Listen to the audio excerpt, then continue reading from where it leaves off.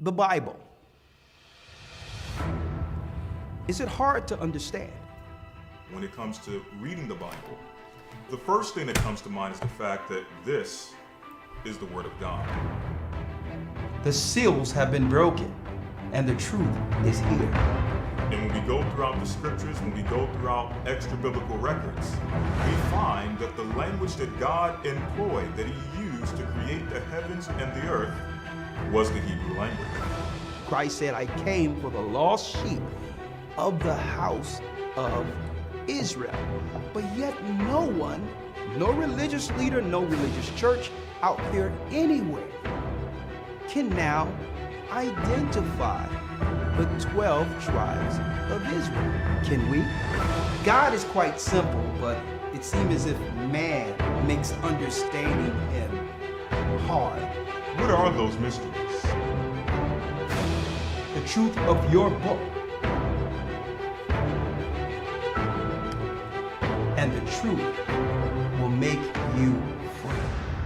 The Hebrew and Bible Academy, you're invited.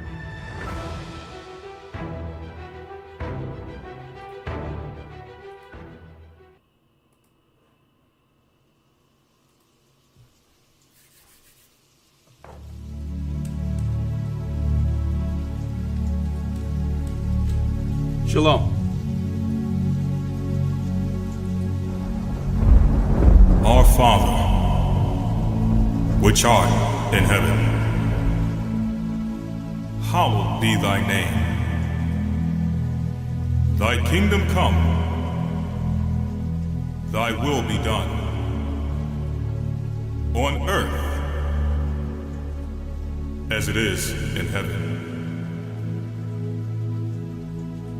Give us this day our daily bread, and forgive us our debts as we forgive our debtors. Lead us not into temptation, but deliver us from evil.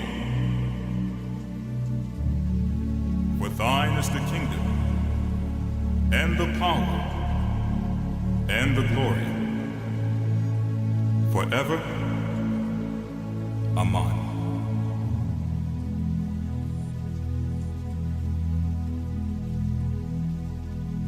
Abba Noah, Shabbat Shemayah, Kodash Haya Shemka Ahaya,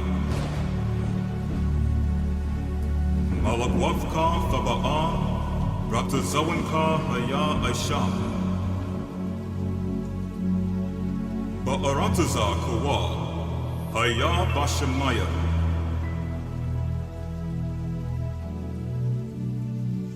Nathanda Nawa, Lakham Kau Yawam, Wasalak Nawa, Kawawaf Nawa, Basalak Nawa, Kawawaf Yanawa Wala'a, Abayat Nawa, Anasaya Wan Abal, Awashai Nawa, Manrad Bayalaka, Hamalakwath Waha Allah, Ahathapa Arath, La Iwalamyam Man.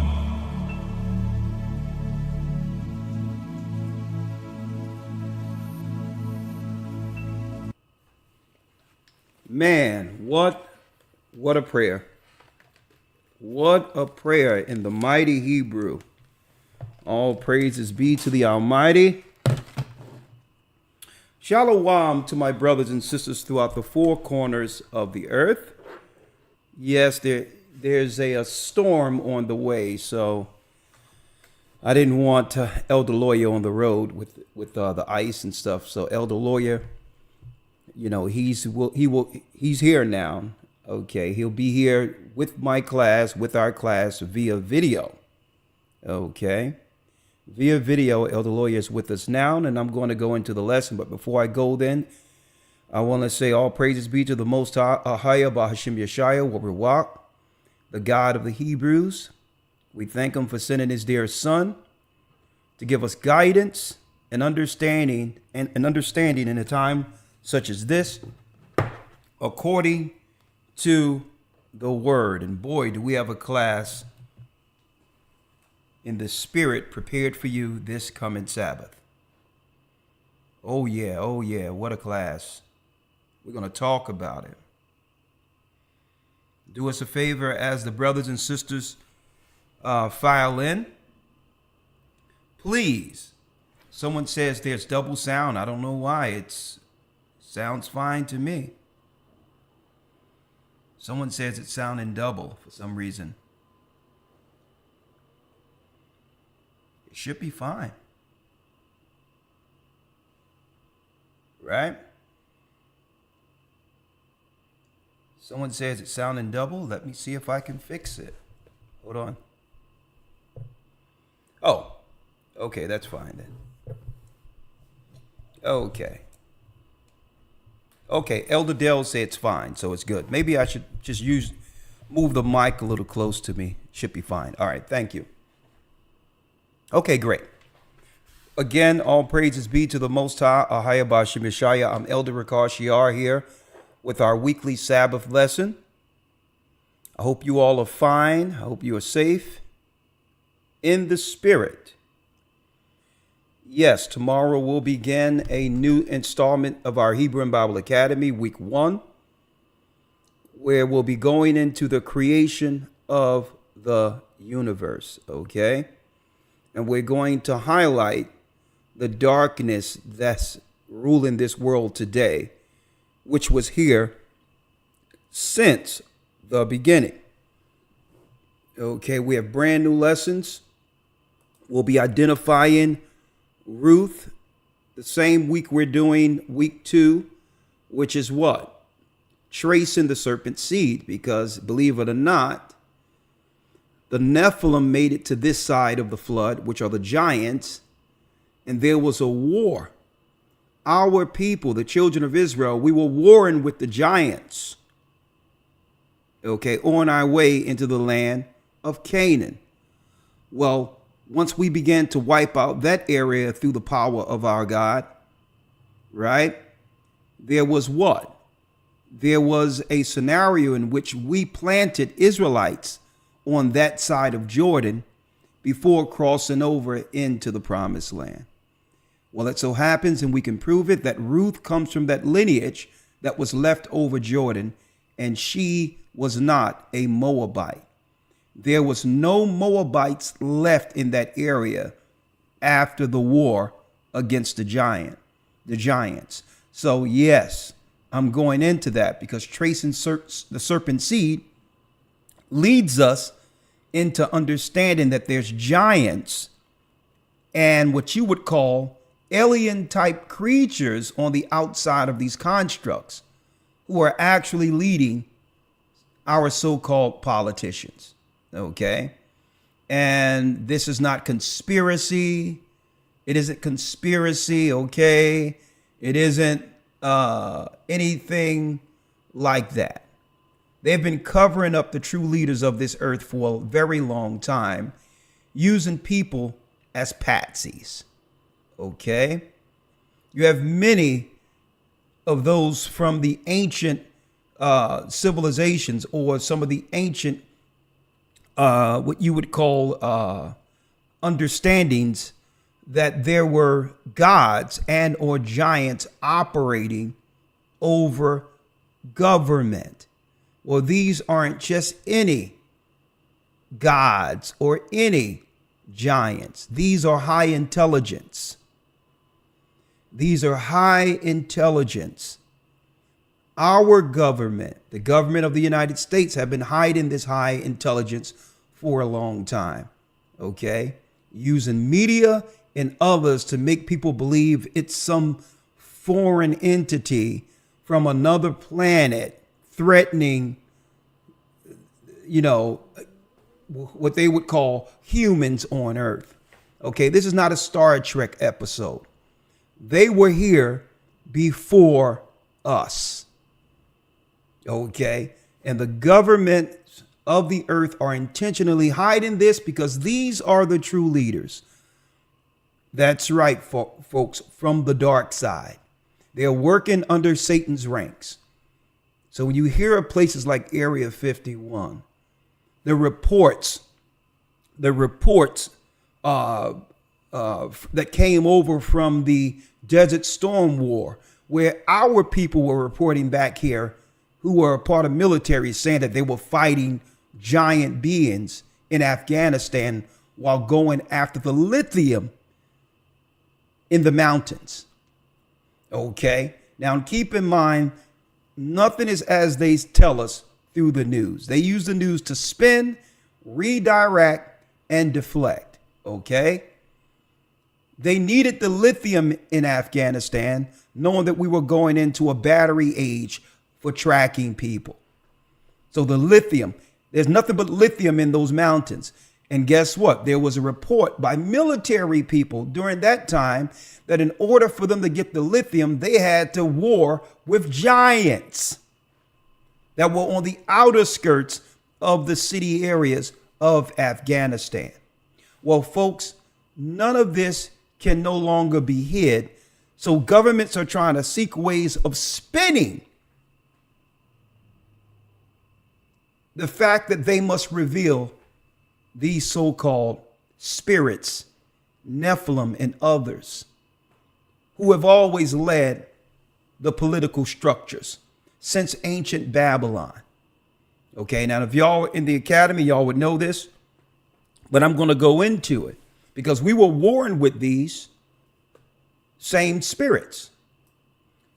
King David was warring with these same spirits, and he killed off enough of them in a war to a degree that after Goliath was slain,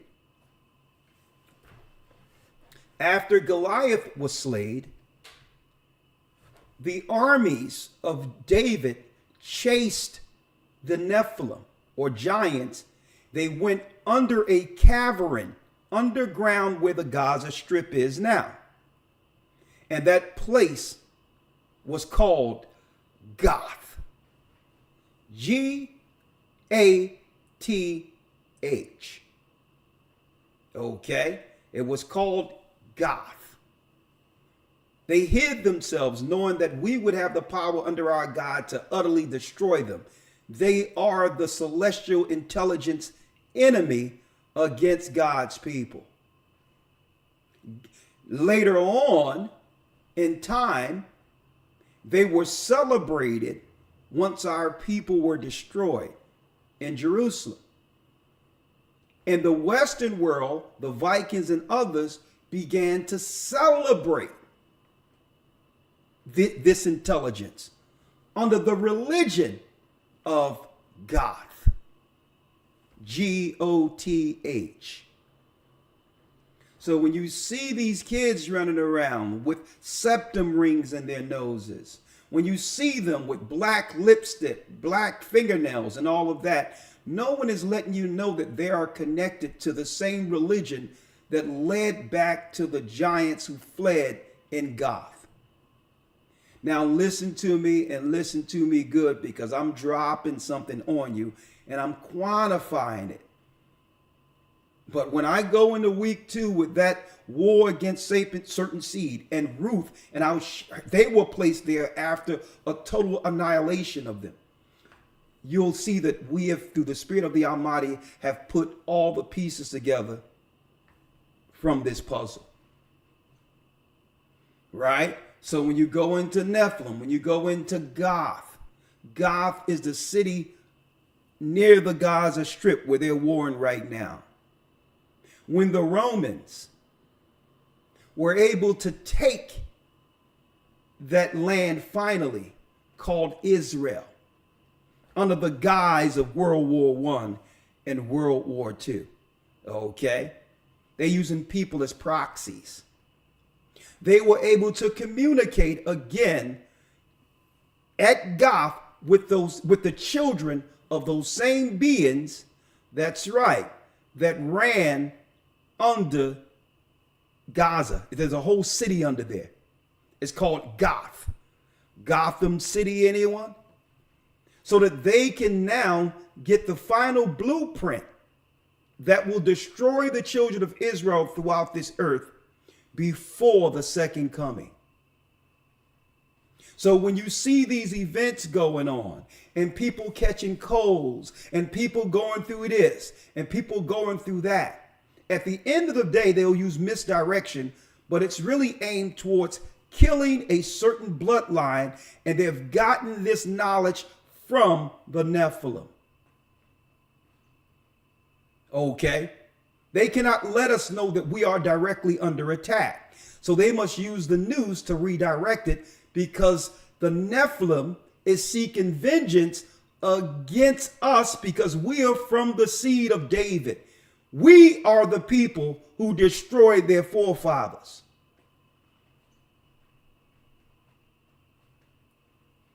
And that's the high intelligence.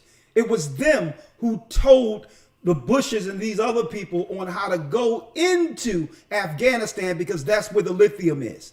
If they want to fuel their war against us, they must be able to track everyone.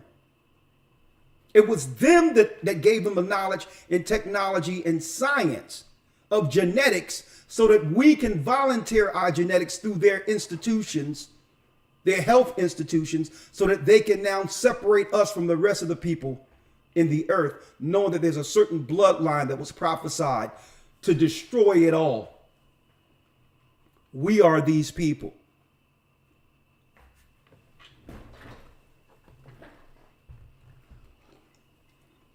I'm breaking it all down week 2. I'm chopping at the bits with it now. So when I see news like this, Elder Lawyer, Shalom, Elder Lawyer, how are you? Shalom, sir. I'm doing well. How about yourself? I am blessed by the Almighty. You are sounding pretty good here. You are sounding pretty good, right? When I hear, so when I hear news like what the brother reported to me yesterday doing Patreon, right? A brother asked me, Elder Ricard, did you hear about the giants that were at the Miami airport that the news suppressed? I'm like, giants? No one told us anything about giants January 1st. They suppressed that. Did you hear about that, Elder Lawyer? I've heard about it. Yeah, I heard about it, yeah. Yeah. Now, there's some stories. There's people trying to troll and put out certain information, to redirect it and all that. But what I did, Elder Lawyer, is what I did here, and I'm going to show you right here. Let me pull it up. 1 second here. Let me pull it up here.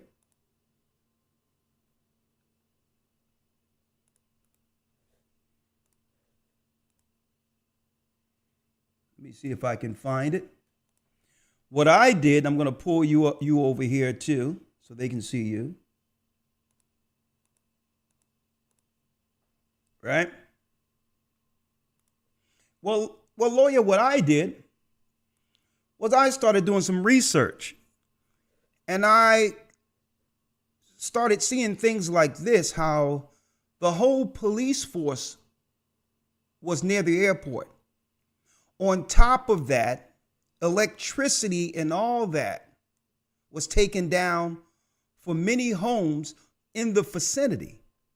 But what the news is reporting is that they're doing this, they did this, stopped everything with the whole police force at the Miami airport because some teenagers were fighting. That's the spin, right? But I'm going to hit play real quick, and I want brothers and sisters out there to actually see the number of police who were at the scene of the Miami airport.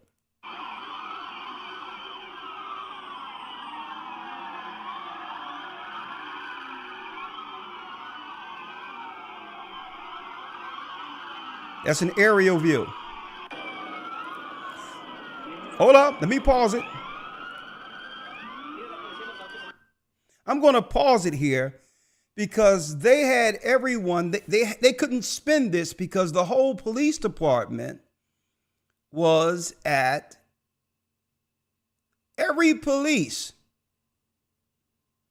Every police car in Miami was at the Miami airport January 1st. And it was because, and then people were rushing out of here because they say there was something in the airport, Elder Lawyer, giants over 8 feet tall coming after people. And then people pull out their gats and started shooting. Right? Here's the report.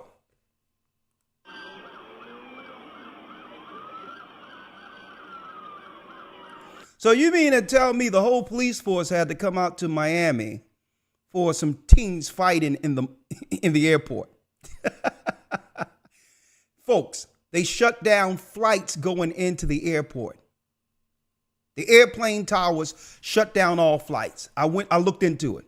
Now I'm going to go into this more in the news tomorrow, Elder Lawyer. I didn't want to go too far off track, but the reason why I'm talking about this now is because the Bible talks about at the very end, the mighty men and others, which links directly to Nephilim, will begin to show themselves in the cities during the fall. Right? This is high intelligence. This isn't just some random thing happening here. Nothing is by chance, and all of this is connected religiously to the powers who are over government. Right? Listen, even, look at this, even George Washington, folks, fair use, George Washington, brothers and sisters. George Washington, in the midst of him operating in the United States before it became the United States, was on his way with his men for a trip. And they had to slow up and hide themselves because this is in his personal diary. That there was a war between giants in Pennsylvania. They were warring. And the information is also verified by the North American Indians that they were giants in fights that slowed George Washington travel up. And that later he connected with the intelligence of the Nephilim. And folks, this is why the main Masonic temple in Philadelphia today has a seat that you would have to be a giant to sit in and have your feet touch the ground. Okay? The master seat in Philadelphia has a throne for the master degree Mason. And a man, Shaq can't even sit in this seat and have his feet touch the ground. So whose seat was that? They were always, brothers and sisters, connected to government, going all the way back to Nimrod at the Tower of Babel.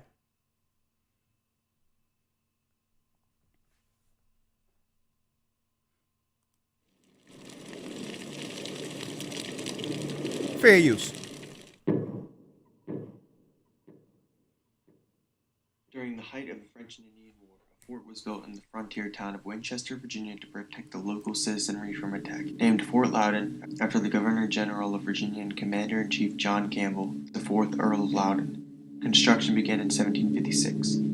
The fort was designed by the commander of the Virginia Regiment, Colonel George Washington, who supervised its construction. During the excavation of the fort's foundation, Washington's men dug up large skeletons. According to Washington, they were 7 feet long. Today, the property is owned by the French and Indian War Foundation and is listed in the National Registry of Historic Places. If you guess Now, what this is, folks, is archaeological proof. that the 7-foot skeletons are not housed in the museum on the property, then you're correct. So what happened to them? My guess is that they were lost, possibly never even stored. A war was going on and Washington and his men were not out to prove to the world that an ancient race of giants walked the Shenandoah Valley in the past. And he's whispering with it. I don't know why he's whispering this mess. An ancient race of giants was reported by who? George Washington. For what it's worth, there have been a number of reports of apparitions of giant Indians walking around Old Town Winchester. And there's been reports of giant what? apparitions walking around in that same area. This is especially true around the intersection of Indian Alley and Piccadilly Street. Whether the large ghosts are related to the skeletons found at Fort Loudon is unclear. See, but what they aren't telling people, these aren't ghosts at all. These are intelligence. They have the power to cloak and all of that, like the Terminator. They are the Nephilim. They're celebrated through Goth religion. Okay? Now, let's go back.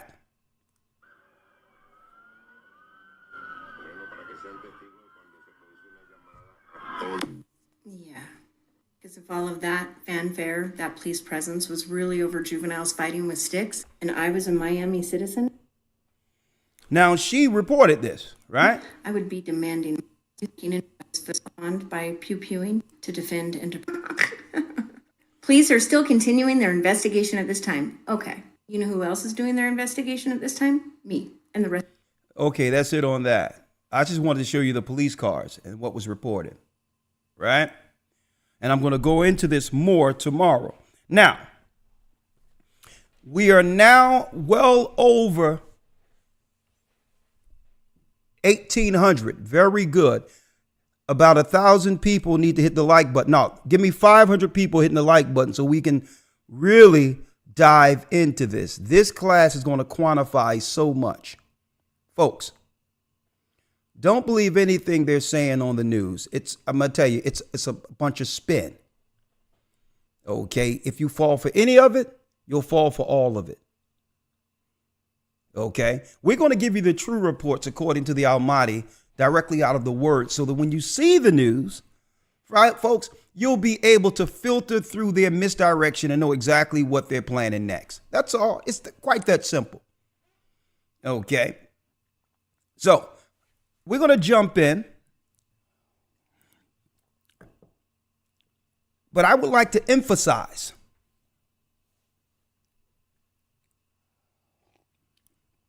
Yeah, let me correct that. Okay. That wasn't the airport. It was outside a mall, but they stopped all of the planes from actually landing in the airport in that space area during that time. So it was a mall. Let me correct that. All right.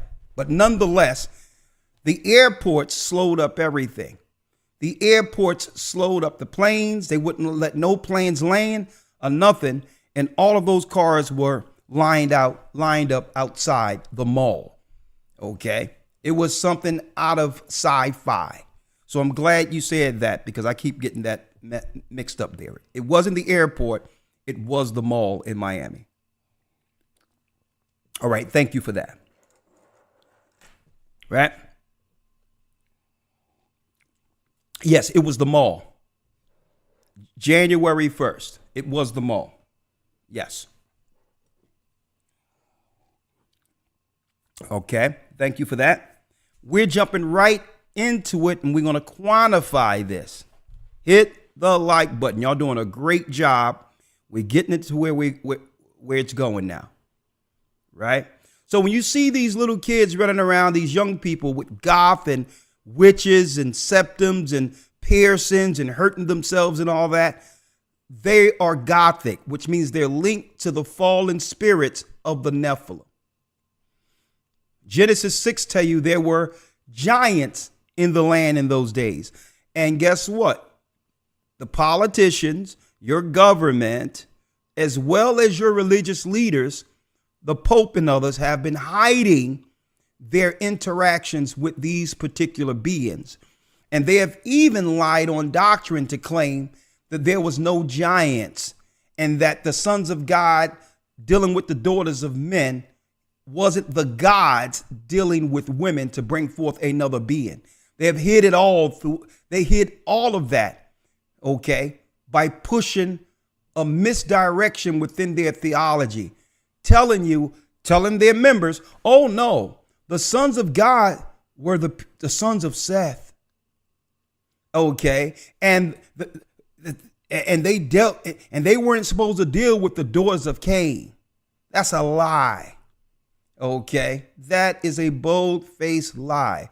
The gods came down and were dealing with the daughters of Cain and brought forth another genetic in this earth that became giants. If you don't know, week 2 of the Hebrew Bible Academy, the Vatican, the government, they've all hid this fact because this is the high intelligence from the beginning that they're utilizing to war against us. They need these beings. When you look at Tesla, when you look at Gates, when you look at all that, folks, these people aren't geniuses more so than being a part of a religion that connects with these beings who give them intelligence. A lot of them are just the front people. And this is why they're called geniuses, because genie comes from the word jinn, spirit, demon. So a genius is getting information by what? By offering themselves and opening up portals or gates to receive information. It comes with sacrifices. It comes with all types of stuff.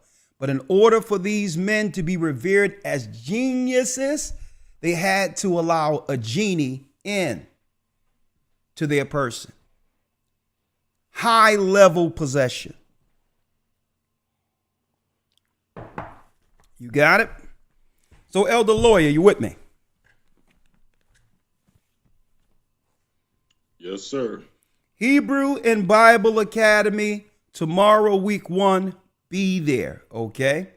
Go to historytimes.org. Now, this is what I'm going into today, Elder Lawyer. The prophetic fall of Babylon, Revelation 17 and Revelation 18. How do we quantify this religiously for those who believe in the Bible, and politically, those who really can't put together what's going on in the earth, yet they know something is happening, but yet cannot quantify? How do we, in 2 hours, break it all down where there's no questions from either side? To a point where even an atheist have to look at it and say, hold up, there's something to this Bible. Now I'm going to show, before I do this, Elder Lawyer, y'all doing a real good job on the like button. Y'all helping me out here, right? Before I go into this, Elder Lawyer, and quantifying all of this, right? We have the book of Revelation, which is revealing exactly what's happening. Now, the unbelievers who always claim that the Bible was tampered with, that the Bible isn't real, right? None of them now can actually deny that the prophecies in the Bible has unfolded and continue to unfold, right? So now, because they cannot deny the prophecies of the Bible, they have come up with a new spin. The new spin is, well, the elites wrote the prophecies so only the prophecies can now become self-fulfilled. So since they cannot deny the prophecies of the Bible, they'll come in with the spin of, well, the same people who are behind the conspiracy elites wrote it knowing what they would do in the future. Come on, give it up. Give it up and admit that the Bible is prophetic. I don't see no one anywhere going into the Quran or any other record in the earth, religious record, that can quantify everything that's going on real time in the earth, no matter what it is. Giants, governments, right? Elite powers, racism, division, right? to a point where the Bible can even prophesy every empire that would come in to play on earth. Think about that. They'd rather give more credit to that dope fiend Nostradamus, who was on serious dope, than the Bible. Right? So, Elder Lawyer, let's quantify it. 2,100 already and counting. Hit the like button. Y'all doing a great job. Thank you, brothers and sisters. We're going into one of those old time lessons. The prophetic fall of Babylon, using Revelation 17 and 18, right? Let me do this here.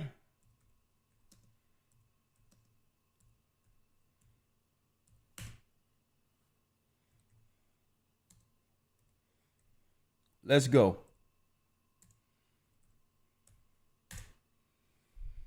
Let's do it.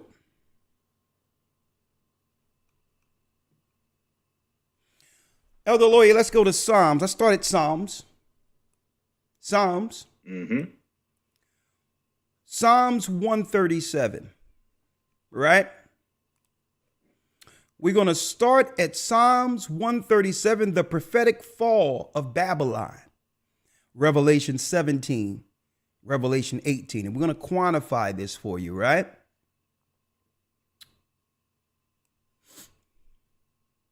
Psalms.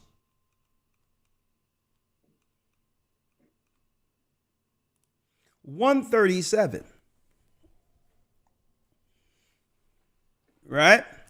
Here's a prophecy that came to us during the time of King David, right? Let's read Psalms 137. Let's read it, Elder Lawyer. Yes, sir. The book of Psalms, chapter 137, verse 1. Come on.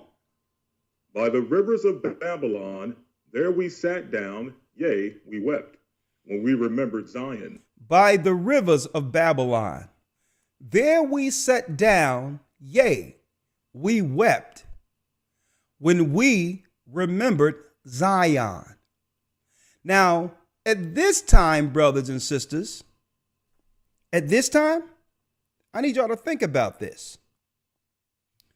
At this time, David isn't in captivity. David, through the power of our God, took down the Nephilim, took down all nations who opposed the children of Israel. So this must be what the Most High showed the children of Israel, or Zion, prophetically. A future prophecy. What happens when when our people lose the land? By the rivers of Babylon, there we sat down, yea, we wept, when we remembered Zion. Read. Yes, sir. Verse 2. We hanged our harps upon the willows in the midst thereof. For there they that carried us away captive required of us a song, and they that wasted us required of us mirth. It says, we hanged our harps upon the willows in the midst thereof. That's right, folks, down south.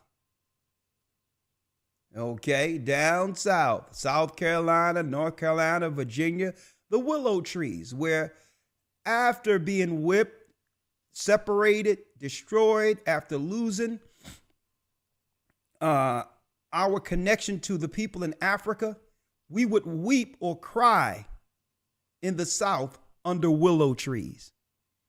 And guess what the willow tree is called? They call the willow tree the Babylonicus tree. Think about that. As if David was given an insight, a window into the future of his people, crying for Zion, crying under a tree after being whipped and destroyed by the so-called nations, mainly at this time, the Europeans. Read it. Yes, sir. Verse number 3. For there they that carried us away captive required of us a song. They required of us a what? A song. They required of us a song. The old Negro spirituals. The old Negro spirituals. A whole culture of music that was actually, I would say, cultivated out of that pain. Negro spirituals. Music that will change the world, that came through the pain of our people losing Zion. And they required of us a song. They would hear us singing in the cotton fields. And eventually we would become the entertainment on the weekends for their guests. They would find the greatest talent out of this pain. They would go into the churches to find the greatest artist out of this same pain, to entertain the masters. They required of us a song. Read. And they that wasted us required of us mirth, saying, sing us one of the songs of Zion. Saying, sing us one of the songs of Zion. And then they required us to be happy while doing it. Mirth is, you better not complain. The least you could do is smile when we allow you to entertain our guests. Or you can go back out there where the outhouse is, right? Or you can be out there, or you can come into the house. So they required us to smile in slavery. See? This is a prophecy of a people. Now, David is prophesying the future of the tribes of Judah, Benjamin, and Levi, the northern kingdom. Christ came out of Judah. Right? And even Christ highlight or mark these same captivities when it talks about what? In the book of Luke, where the Romans would come against Jerusalem and his people would eventually go into slavery to serve the nations for the disobedience. So this is just David. Christ talked about this. Read. Yes, sir. Verse number 4. How shall we sing the Lord's song in a strange land? Okay, sometimes it cuts out, Elder Lawyer, when you're talking. It's like pixelated or something. Are you using the computer? No, sir. Okay, let's read that again. All right, verse number 4. How shall we sing the Lord's song in a strange land? And that's what our people was asking. How can we celebrate and sing the Lord's song as if we as a people have no homeland? Folks, Africa is not our homeland.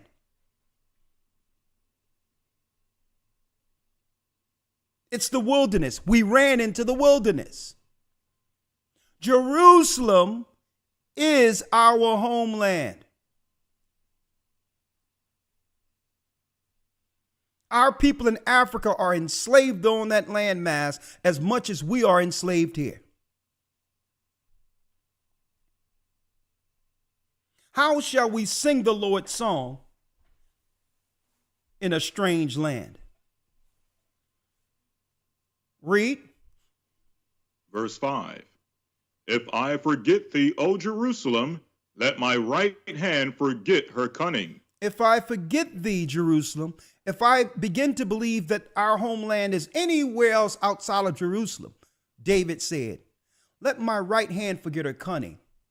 He's like, listen, I'm not going to use the Spirit of the Almighty to build an empire that destroys my people. I'd rather not be able to use my hand than to build for everyone else while our people suffer. 6. Yes, sir. If I do not remember thee, let my tongue cleave to the roof of my mouth. If I prefer not Jerusalem above my chief joy. If I do not prefer Jerusalem above my chief joy. If we're talking about anything else outside of, that's right, getting back Jerusalem, we're off kilter. If we're talking some Pan-African con stuff, if we're sensationalizing Africa and as if it's Wakanda, when there's divisions and tribal wars destroying our people in Africa till this day,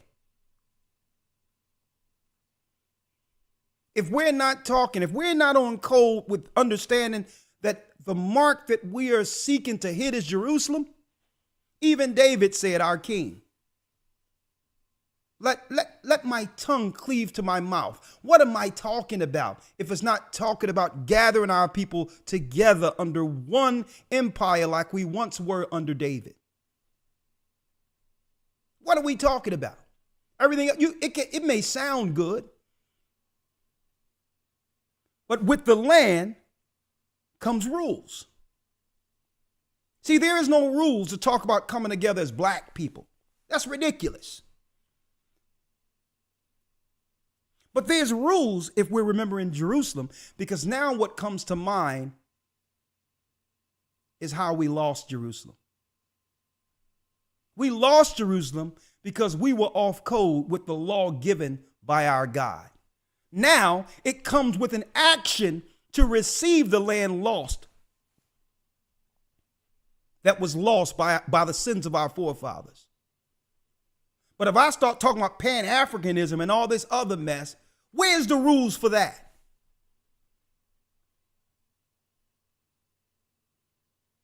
And it's time that our people start shutting these grifters down who are only using a gift of gab to con our people and further destroy us, which is even worse than what the so-called white man has done.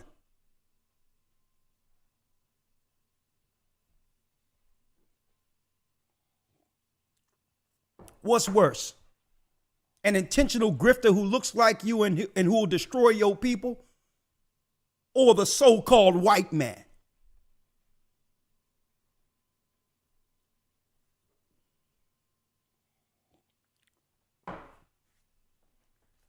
If I do not remember thee, David stated, let my tongue cleave to the roof of my mouth. I'd rather shut up than speak anything outside of bringing our people back under one accord with God, because that's the only way to defeat the enemy.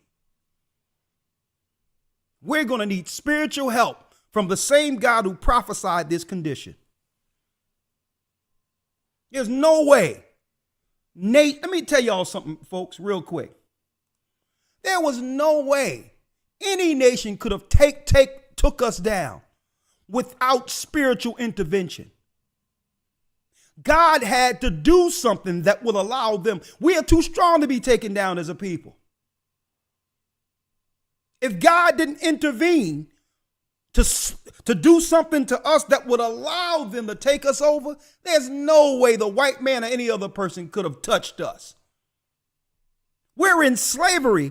We're not in slavery, not chattel slavery, but we're right now paying tribute to the enemy. With the deck stacked against our people and still excel. Think about that.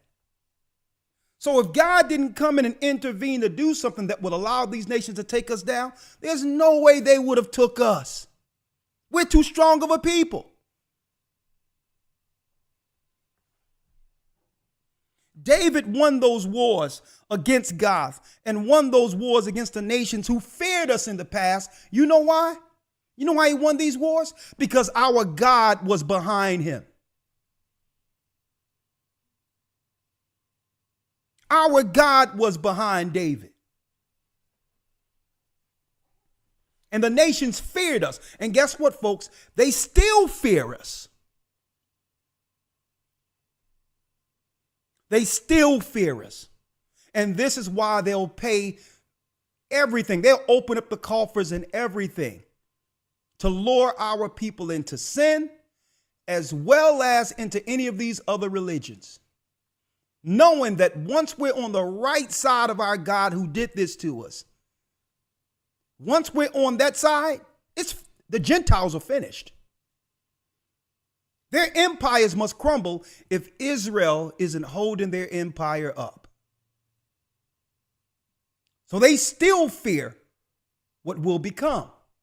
So that's why they spend all the money keeping us in sin, destroyed, destitute, and they will incentivize us following their religions. Right?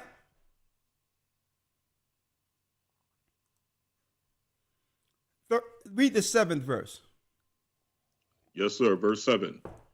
Remember, O Lord, the children of Edom in the days of Now, Elder Lawyer, out of all the people or Gentiles David can point out, he's using the Bible as a tool to remind us today. Because when you find out the chief character that's over all of what's against our people, you knock down that domino and the rest of the nations helping him falls too. Now, of course, there's other chapters where David is identifying other nations, but he told us, remember, go back, don't remember Africa, don't remember this, and don't remember that. Remember, O Lord, who? The children of Edom. The children of Edom, read. In the day of Jerusalem. Who said what? Who said, raise it, even to the foundation thereof. So now that David is letting us know what people came in to destroy our original homeland, Jerusalem. It were the Edomites, the Romans. And it said, remember Edom. So if we're going to remember Edom, we must now go to, it says, remember the children of Edom. They were the ones responsible for taking down Jerusalem, the Roman Empire. The Roman Empire then, after destroying us, hijacked Christianity, understanding that that doctrine Christ left in the earth was the doctrine that would eventually identify them and destroy them and would align Israel in position in the future to take the throne. Right now, we have no throne because why? The Pope is sitting on the throne. The Pope is on the throne. We're looking at what's going on over there in Jerusalem, not realizing that's being colonized by the Romans. So we have to go back to the man who prophesied, who had the throne, David himself, who said what? Remember, O Lord, the children of Edom. Now, Edom have gone through great lengths to hide his identity. He's the invisible man. I'm here, but really I'm not here.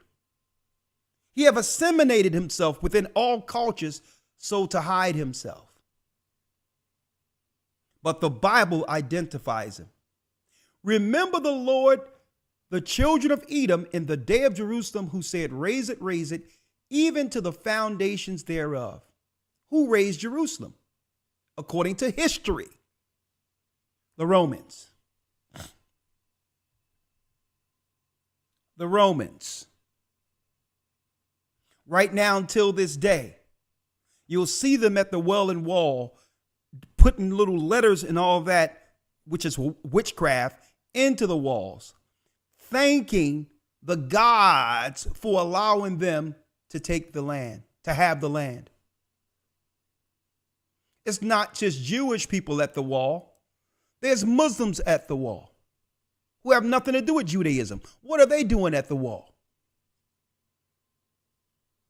And then when you do the research from the book of Josephus, that well and wall, guess what, folks? That wall was a fort for the Roman Empire, for the Roman troops.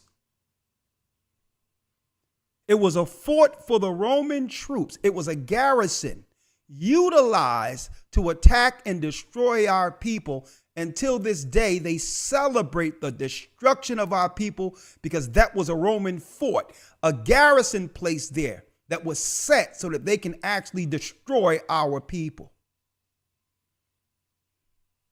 So that well and wall has nothing to do with what they're telling you.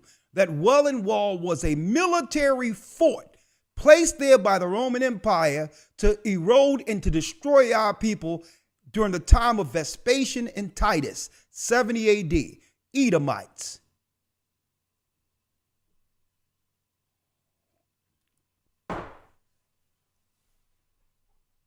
And now what they do, they celebrate and pay homage to the wall, being the idolaters they are, in reverence of Satan, the God they worship, who've given them preeminence and power for a time.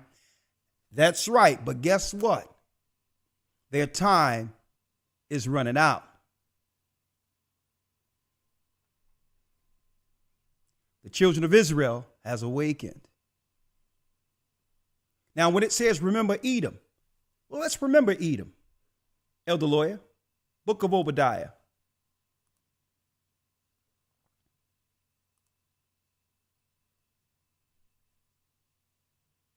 Let's remember Edom. Yes, sir. Obadiah, verse 1.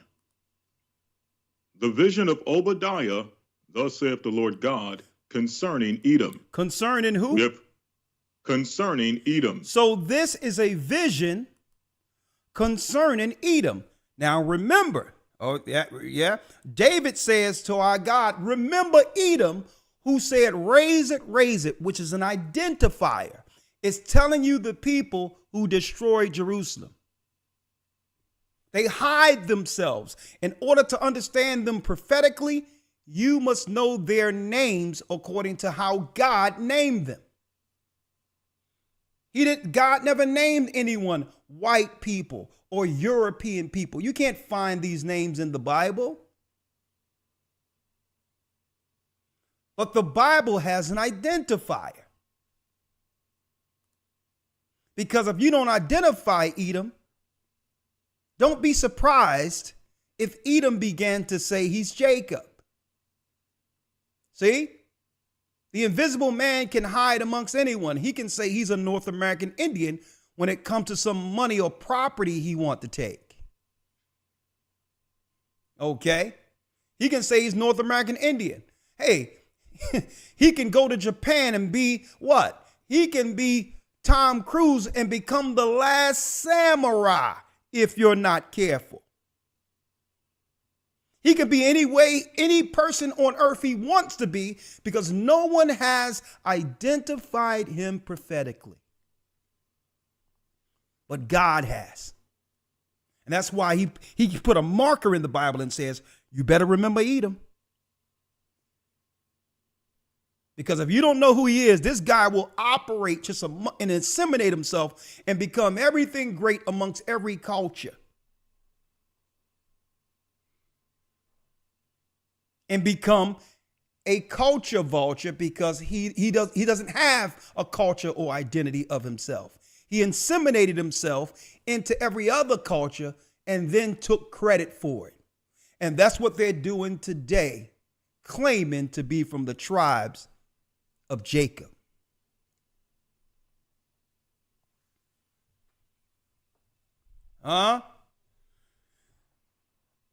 Let's read it. The vision of Obadiah.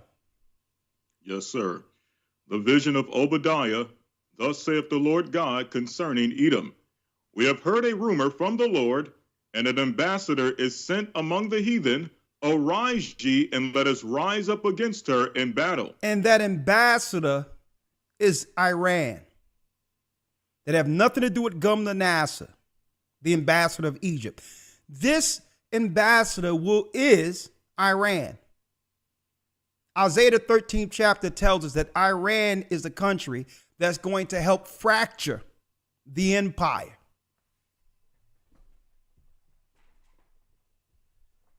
The Medes. This war that they're starting over there is going to lead to the total fracture of America. America has already been divided into 3 separate countries financially, but they just haven't told you that yet. America is what? America is a corporation that have already been dissolved. They just haven't told you that yet. That's why the president has no power when it comes to who comes into the country with the borders and all these others. They don't have no power for that. This is the agreement of the countries that this corporation have been separated amongst to say, in this territory, this is what I want y'all to do to move these other people out because I have business in the future for that particular area. It belongs to me now. America has already been sold to 3 separate countries. Russia, England, today, and China. They have to let the Chinese over because all that area outside of the East Coast or the mid, like Connecticut and all these other areas, have already been given to China. They're dissolving the corporation. And that corporation have already been dissolved, folks. Anytime a private company can come into your city and now take ownership of a bridge, another country can say, now I own that bridge. What are they telling you, folks? America has been sold off. Their only issue is what are we to do with the people who are still living on the land? So indirectly, they're going to use this, the dissolving of the cities. They're going to use this as what? A way to war against us. See? Because they didn't tell us the house we're living in right now has already been sold to someone else who is thinking about new ways of getting me out of their house. So this is an indirect attack. So when you see they talk about this event or that event, when they start talking about and then you look around and see that your people no longer is in the area and someone else, you can't see the strategy there. This is a way of getting people out of your house. When a landlord don't want a tenant, he stopped fixing things. He makes it very uncomfortable for you to be there. See? I'm connecting the dots for you today. So this is how Edom was able to bring in reinforcements against the children of Israel. Right? Read it again, Elder Lawyer. Yes, sir. Verse number 1. Come on. The vision of Obadiah, thus saith the Lord God concerning Edom. We have heard a rumor from the Lord, and an ambassador is sent among the heathen. Arise ye, and let us rise up against her in battle. Read. Behold, I have made thee small among the heathen, thou art greatly despised. I've made you small compared to the other races of people. Another identifier of Edom. He's not the majority. He never was. He only becomes the majority if he can divide everyone else up into separate groups. Instead of us being all the children of Israel, he'll just say, okay, you Negro, you over there, you're a North American Indian. You over there, you're Puerto Rican. You over there, you're Colombian, you're Dominican, you're Jamaican, you're Haitian. And and guess what? If you keep on letting him divide, he won't stop there. He'll start dividing on sexual lines. You're male, you're female, you're whatever you want to identify himself, because he knows there's powers in numbers. Rome was always about that. Divide and conquer. But they're really small compared to every other race if you put them together. If we no longer identify as the bywords they placed on us, we outnumber them exponentially.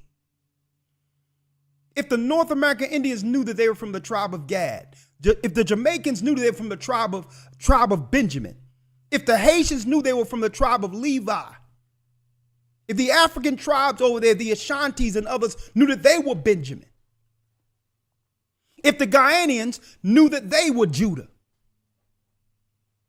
if the Puerto Ricans knew that they were Ephraim,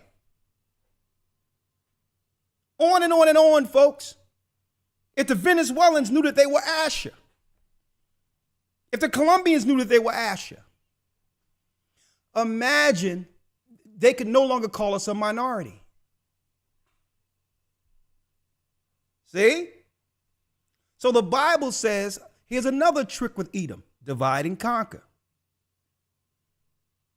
I have made thee small amongst the heathen. Right? Amongst the nations. Thou art what, elder lawyer? Thou art greatly despised. And it says they are greatly despised. Why? Their politics. Their politics is destructive. Even when they align themselves with an ally, eventually they double cross everyone they align themselves with. And therefore, the people of these countries will begin to resent them. So political resentment happens. Because what? Edom isn't forthright. He's not forthright. He's not telling the Gentiles, I'm just putting you on board to help me against my little brother Jacob. But make no bones about it, I'm not here to share power equally with you, even though he'll make the nations believe he is. And they'll begin to despise them, Esau, because they thought they was on board to be able to share equally. And once Esau gained power, he now aligned war against his allies.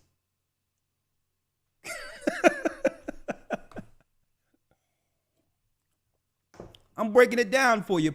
Geopolitically, religiously, it's any way you want to see it today. Read. Verse 3. The pride of thine heart have deceived thee. Thou that dwellest... Elder lawyer, do me a favor. Switch to that other mic for me real quick, if you can.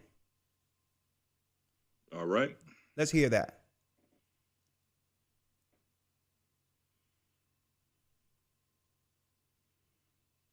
One moment.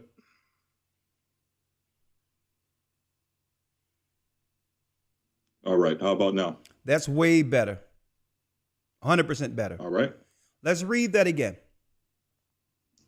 All right. The pride of thine heart have deceived thee, thou that dwellest in the clefts of the rock, whose habitation is high. That saith in his heart, who shall bring me down to the ground? It says, the pride of thine heart have deceived thee, thou that dwellest in the clefts of the rocks.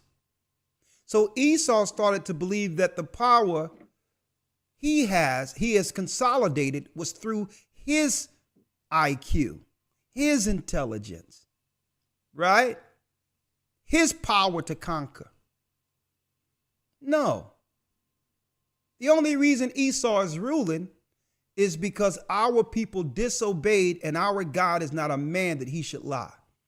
Because we disobeyed, you receive power by default. Our God has allowed you to rule. See? See, but if they admitted that their power came through our God and not themselves, then they would have to show reverence to the people of that same God. See? So in disrespect to us, they're claiming their powers was consolidated through their IQ, through their intelligence, bragging, not realizing that, guess what? Nebuchadnezzar and others did the same thing. They began to boast against our God, and then the Most High told them, you know what? Since you don't want to give credit or respect to the people who have made you what you are, I'm taking the kingdom from your behind. So the Bible says, the pride of thine heart have deceived them. Folks, they have deceived themselves into believing that the power they consolidated is because they are who they are. The only reason you gain power is because our people sinned against God. And you don't even have enough respect to reverence that God. And if he did this to us for disrespecting his law, what do you think he's going to do to you, claiming that the power you have consolidated came from yourselves? Your pride have deceived you. Though that dwelleth in the clefts of the rocks. And Obadiah is saying it. You didn't have a place to stay. You were living in the mountains of Mount Seir. You were living in the Caucasus Mountains. It was our God who gave you the power to find homes on this terrain. There was no promise for you, Esau. You were just up into the rocks. How can you be the beginning of civilization?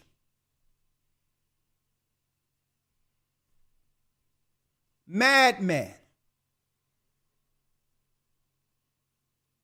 Okay?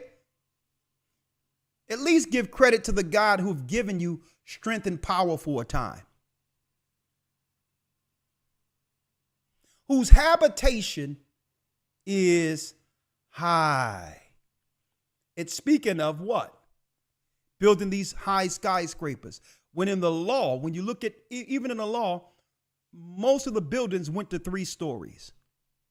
So they will build skyscrapers to mimic the mountains they came out of, so that they can have a bird's eye view, literally, on all the land they've conquered. Who saith in his heart, what, elder lawyer? Who shall bring me down to the ground? Who can take us down? Look at all the power and wealth we've accumulated. Who can stop us? God can stop you. That's who. God can stop you. And he can use his people to do it. Not carnally, not with a gun, not with an arrow, because the weapons of our warfare isn't carnal. The greatest weapon Jacob has against Esau is truth. When you build an empire, when you build a world on a foundation of lies, understand, truth becomes its greatest enemy. See? So they claiming, who shall bring me down to the ground?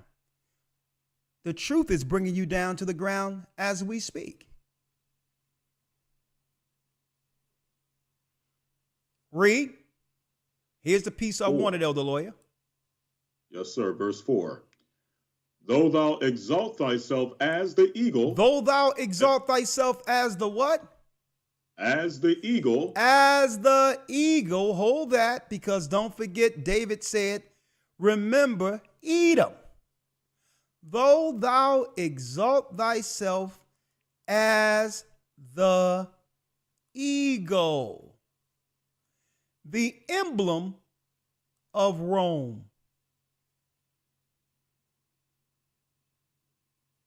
The people the Bible identify as Edomites had this as a marker or indicator of the empire who would destroy Jerusalem. The Roman Empire, the Caesars, they're Edomites. I don't care what religion they have converted to. We can identify them prophetically. Though thou exalt themselves as the eagle, and they're so prideful that every empire they set up, they do what? They put up reminders of who they are. In Britain, you'll see an eagle. Russia, you'll see an eagle. You go down there to 30th Street Station in Philadelphia, there's two eagles sitting there on a perch, look like an earth, celebrating their conquering with the New World Order. With what? With the world between Caesar's reefs, celebrating the conquering of the children of Israel. Every place they go, they have an eagle. United States Postal, eagle. They're not Europeans. They took parts of Europe during the time of the 4th century under Alexander's generals. Before that, Zepho, the grandson of Esau, went into Kittim, which is Greece.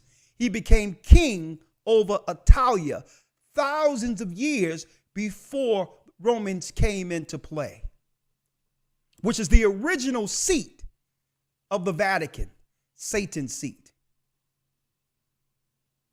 We have tracked Esau. The guide to finding out Esau is the books of the Hebrews. It's a map. There's no way we can find out who we are and the Most High don't have us identify our brother. Edom.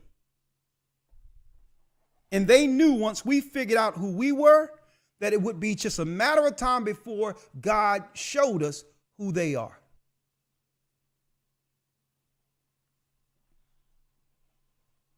Hit that like button. We have 2,700 people up in here. We need to get this over 3,000 a day because we're breaking down Revelations today. You come on now and hit that like button. So this is not a debate. This is no open discussion. The so-called white man isn't Japheth. Okay? The Arabs aren't Esau. Don't let them deal out that misdirection. Everything I read in the book of Obadiah identify one group of people in this earth, and it goes way back to that prophecy when David said, remember Edom, who in that time would say what? Raise it to the foundations thereof. Well, what people destroy Jerusalem? That's history. It wasn't Japhetic people who destroyed Jerusalem. It was who? Edomites. Huh? Let's go back, Elder Lawyer. Though thou exalt thyself as the eagle. Yes, sir. And though thou set thy nest among the stars. And though thou do what? And though thou set thy nest among the stars, thence will I bring thee down, saith the Lord. When you people, Edomites, start talking about going into heaven, when you start discussing space travel, Tesla, anyone? Our God said, That's right. I'm going to begin to jack y'all up. The more y'all try to come up to where we are, I'm going to just awaken my people. And when it says, thence shall I bring thee down, saith the Lord, understand the prophecy with Jacob's hand on Esau's heel. So how do you bring Esau down? You wake up Jacob. You wake up the lost tribes of Israel. The hand on the heel. Genesis 25. It symbolizes the same people that's going to begin to bring the empire down with truth. The more you try to go out there, that's heaven. The more the Most High is going to awaken the children of Israel. And this is why they came up with this garbage misdirection of my body, my choice, and all this, when only one demographic of people suffering, losing children through the campaign. They'll make you believe it's a woman's right, but at the end of it, you got to look at the people they're seeking to stop multiplying in the earth. They know it because the children, folks, think about this. Look how strong the people are with the truth today who have awakened. Imagine children being raised from birth, this next generation, with the knowledge of who they are without having to fight the programming. Imagine how powerful those people will be. So they understand the magnitude of trying to stop the truth. We had to fight through our programming to find this. Imagine the children who don't have to go through that and know the name of the Most High and are following the laws and all of that without having to fight through their programming. That's how you bring an empire down. A nation of righteous children who are better than the generation before them. They see this happening.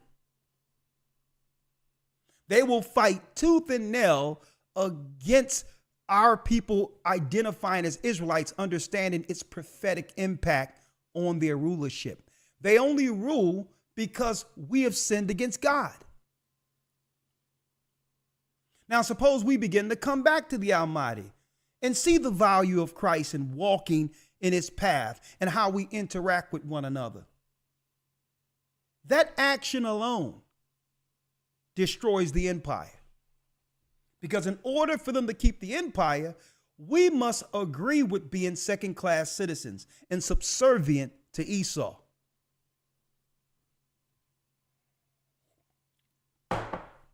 Oh, yeah. Though thou exalt thyself as the eagle. And guess what? I don't know where you think you're going. Because when you go past the firmament, and again, the earth is sphere. I don't care what the East Indian Satanists have told you through the flat earth garbage. When you go past the firmament, which is a sphere all the way around, like your atom, and you see everything moving around your atom, well, they're really letting you know the planets, well, not the planets, but the stars moves around the earth. The earth is still. The earth doesn't turn. Everything else moves around it. Though thou exalt thyself as the eagle, and though they set their nest among the stars, because it was Rome's plan from the beginning, folks, to actually take down the earth, make the earth's citizens their slaves to help them get out into space, to escape what's coming here, the judgment. That's Satan's plan with Esau, to help him get from beyond this firmament, knowing the judgment that's coming. That's been their plan the whole time. The same plan lost at the Tower of Babel. See?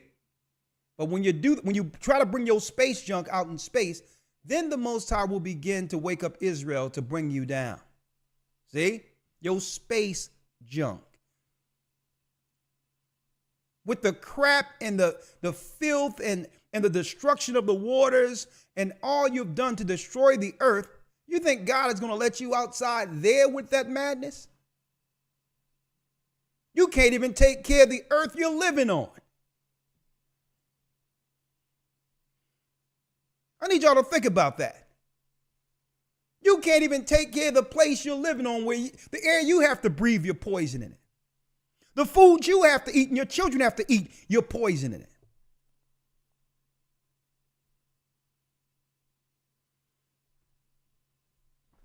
And you think the Most High is going to allow you out in space with your junk? Let's read that again. Yes, sir. Verse number 4. Though thou exalt thyself as the eagle, and though thou set thy nest among the stars, thence will I bring thee down, saith the Lord. Thence will I bring you down, saith the Lord. Well, Elder Lawyer, we're going into Revelation 17 and 18, breaking down the prophetic fall of Babylon. It's here. They've already begun to dismantle Babylon. They've already made bunkers. They've already did things for the next event, folks. Because they know that Americans, in of itself, or the spirit of America, there's a level of patriotism that would normally resist war against its citizens. So they just can't come out and go into and destroy America like they would go into Iraq or Afghanistan. So they know that they can't do it that way, because if they unite Americans together, then it's counterintuitive to their divide and conquer strategy. Because if they were to come against America, it would be the first time all races of people came together to fight darkness.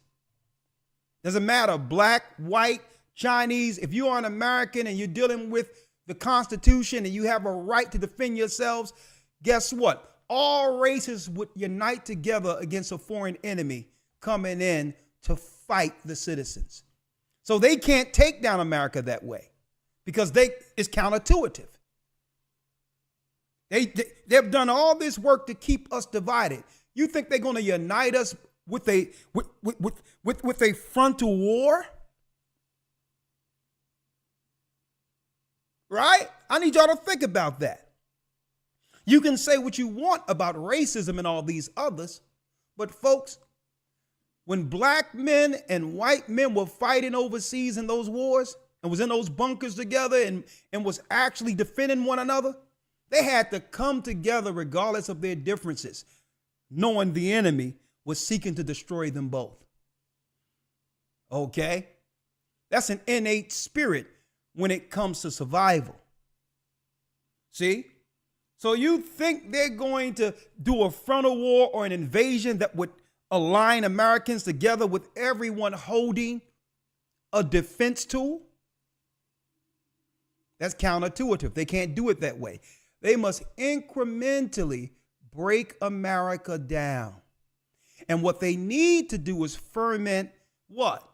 An atmosphere where the people hate one another, where the people fight against one another.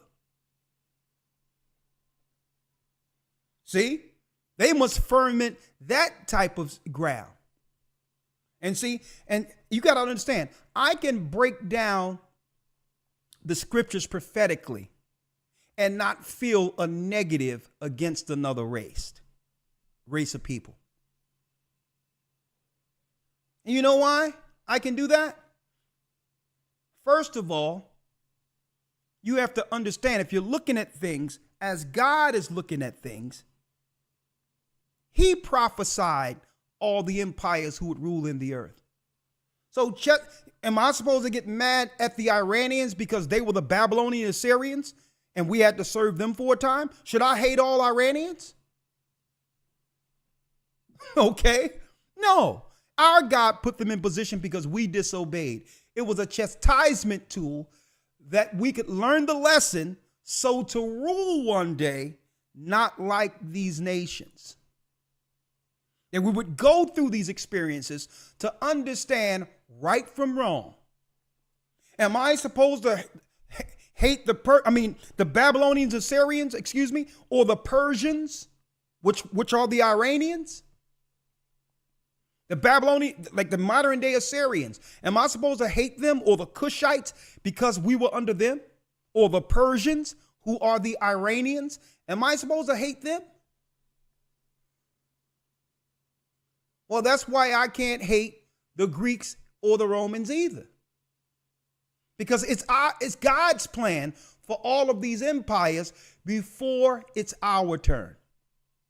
So when you use this Bible to try to point to a specific people to hate, you feed into Satan's divide and conquer program. I can speak about who Esau is prophetically without hating them. And that's where Israelites are going wrong. You ain't supposed to hate these people, because the Most High would do what? He would sever from amongst the Gentiles a people for his name, who will actually serve in the kingdom to come, because they're not going to choose the wickedness of their forefathers. So I believe that's where a lot of Israelites are going wrong, because now Esau is identified, and they feel it's their position to seek vengeance now that they know they're Israelites. You are going to get crushed with that mentality. If anyone could have showed some hatred towards Esau while he lived, it would have been Christ, the same Christ you claim to believe in. He knew exactly who Esau was. He knew who these people were. And there was nothing but respect for them, because it was our God who prophesied their rulership. Even Pontius Pilate, a so-called white man, said, "You know what? I see no fault in this man. I wash my hands of his blood. This man is just." That was a white man who did that. So I can teach and identify Esau through a heaven prophetic view without feeling any negative. Is it about us, or is it about our God, our Christ? So going back to my original premise, if they were to attack America, I'm going to tell you this, I'm talking about outright warfare where a standing army is coming against America. You'll see more black and white people coming together than you've ever seen throughout the history of this earth to defend their families alive.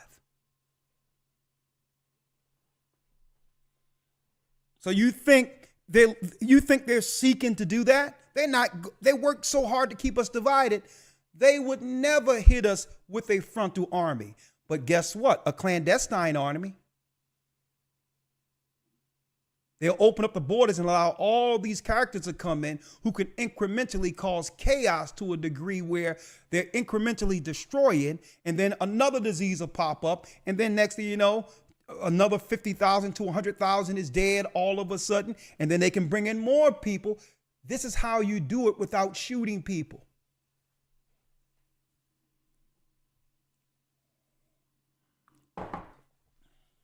See?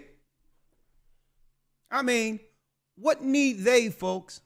Think about this. What need they to have a standing army when they can put a witch as a school teacher over your children?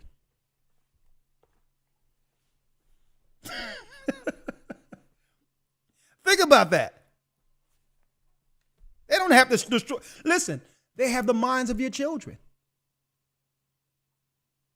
See? What need they shoot you when now they can put evil people in authoritative positions and convince your little boy that today he can play a girl? Don't you know emasculation and feminizing men and all that have always been a war tactic?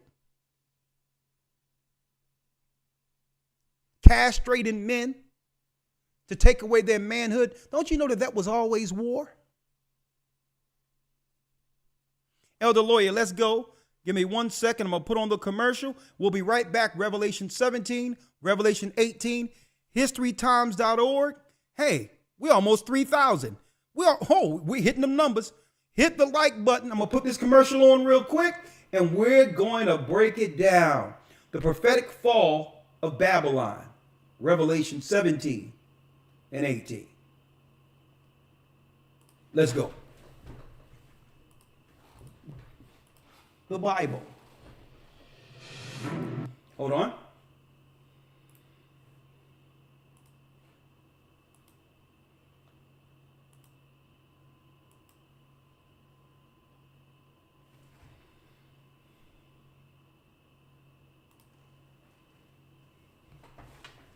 Hold on.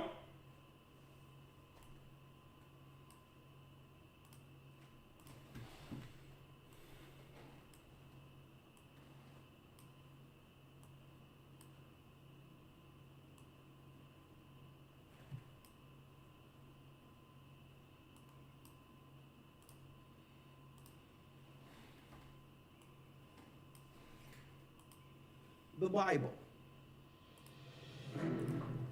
Is it hard to understand? When it comes to reading the Bible, the first thing that comes to mind is the fact that this is the Word of God. The seals have been broken, and the truth is here.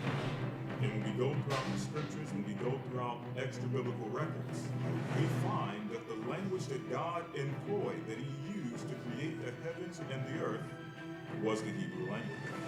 Christ said, I came for the lost sheep of the house of Israel.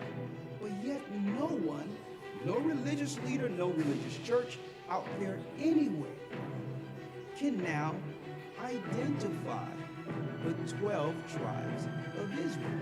Can we?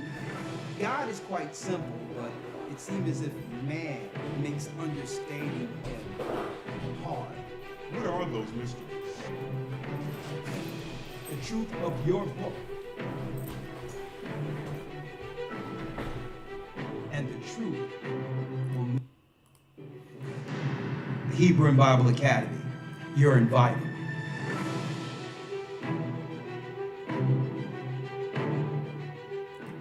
Oh yeah, if you think this lesson is something, wait till you see what's happening tomorrow. Hey, yes, Hebrew and Bible Academy, you are invited, my brothers and sisters. Week 1 starts tomorrow. Get your enrollments in. We're going to have in this academy the identity of Ruth as we break down the Nephilim. Week 2, tracing the serpent seed. We also have a lesson, a brand new lesson, the Jewish relationship. I'm speaking of the European Jews. The Jewish relationship with the tribe of Judah. Let's talk about it. We're going to go into the secrets of the times, and we're going to also break down the 70 weeks of Daniel in breaking down the time.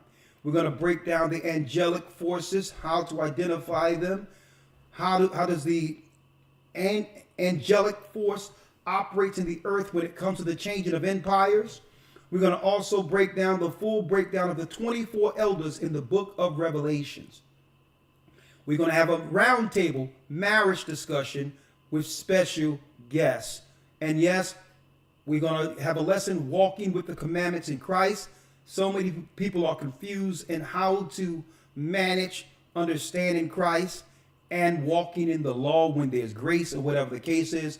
And we're going to clear that up for you because you have Pharisees out there who's looking to do what? They're looking to have challenges to make you believe they're more spiritual than you based on whether or not they follow a law you don't know about. Utterly ridiculous. They'll look at you and say, wear your fringes, wear your beard, wear this and wear that. You should be wearing what I'm wearing. Let me tell you, folks, that's how you identify a Pharisee. Okay? Even Christ says you cannot be many masters. What you have to do is you must allow people to understand the law according to Christ. And they'll make a change according to what? Their conscience when it comes to walking with Christ. If they're doing it in fear of you judging them or saying something negative about them, then guess what? They're not really following the law. They fear you. And this is why we don't put no pressure when it comes to every law on people, because we know when they read the book, the closer they get to Christ, they will apply another law they didn't know about. But it'll be their decision. Right? Hold on, Elroy. Check 1, 2. Right, we're getting some messages saying it's a bad echo. So It's a bad echo. Hold on, let me try it. An echo? That's weird. I don't see anything there. Let me look at this. All right. Yeah, that's fine.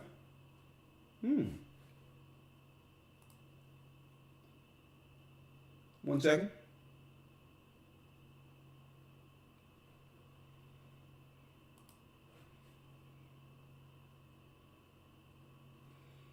Hey, it looks fine. 1 second.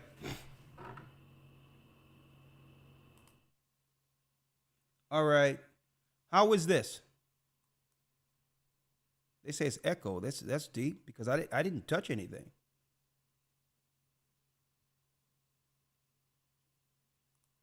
Is this better?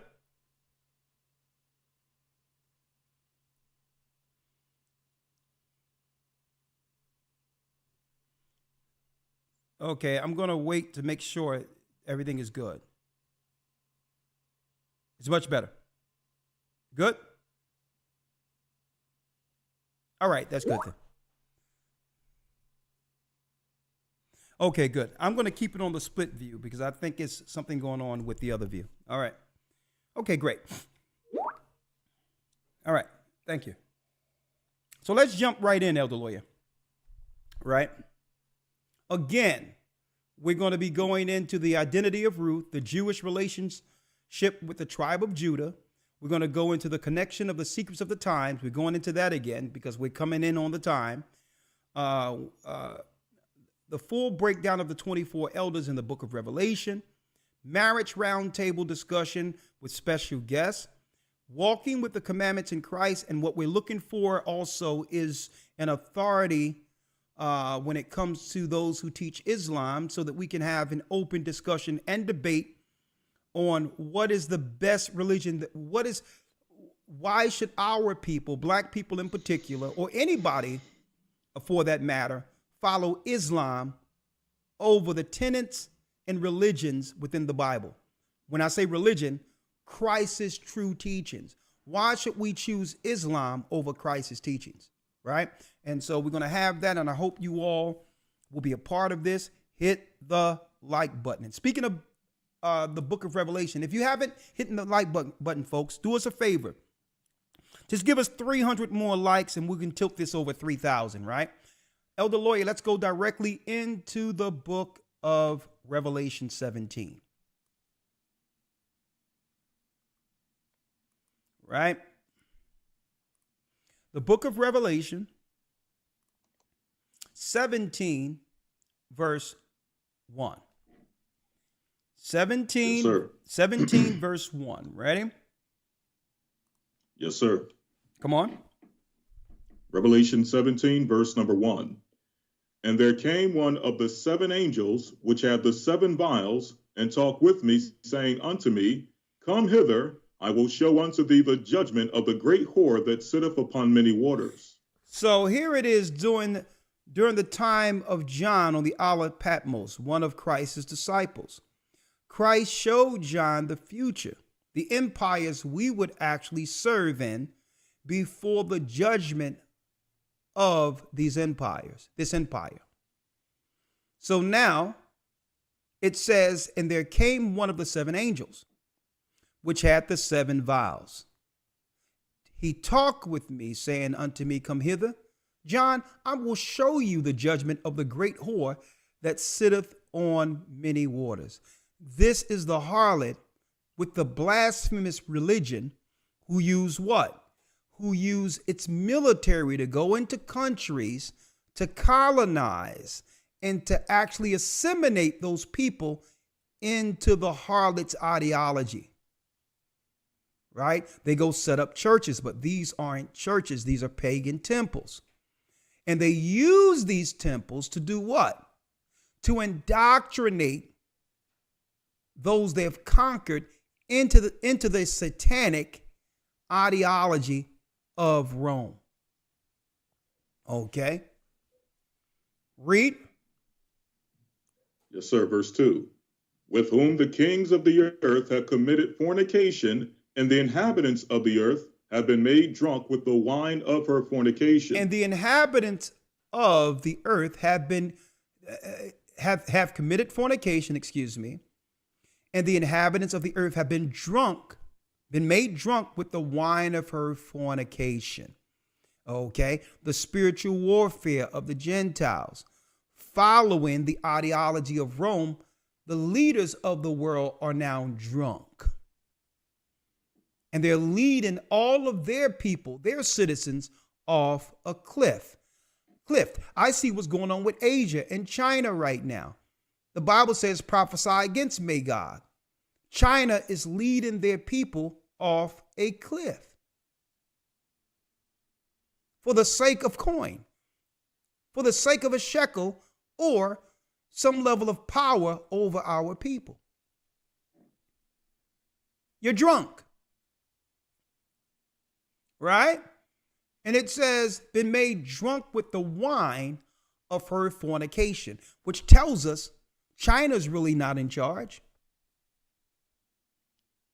The Arabs really aren't in charge. They're all drunk from what? They're all drunk from the chalice of the papacy. They're drunk with power. They're celebrating the fall of our people and is willing to sacrifice their own people to stay in charge. But they must align themselves with Esau. And what Esau has done, Elder Lawyer, this is what Esau has done. When our people started realizing we were Israel, we began to look at Esau in authority with a side eye. So Esau was like, man, we're not trusted right now. We've been indirectly attacking our brother, but he's realizing that we're behind a conspiracy to take him out. So what we have to do is we have to now sit down behind closed doors with the alliances against them and now put those people in position because they'll trust these people more than us. So we'll have an ideology or a political campaign of black and brown people. See? And then when a pandemic or something comes, we'll have the East Indians and others, we'll have them become the doctors in their communities. We'll have them to become the pharmacists in their communities, right? And when there's a situation in the hospital, even though we're the administration, Esau is the administrator controlling everything, they'll be speaking to an East Indian or a person of color, right? They'll be, and guess what? And we'll put a black and brown person in the White House like Kamala to make them believe that there's a representative in the White House for them. So when we started finding out we Israel and started looking at them with a side eye, they came with the black or brown kind. Because these other nations are willing to sacrifice their own people to help Esau stay in power. Why? Because their power, folks, is aligned with Esau staying in power. So they must work to keep Esau's empire going. Because the other nation's power is an extension given to them by Rome.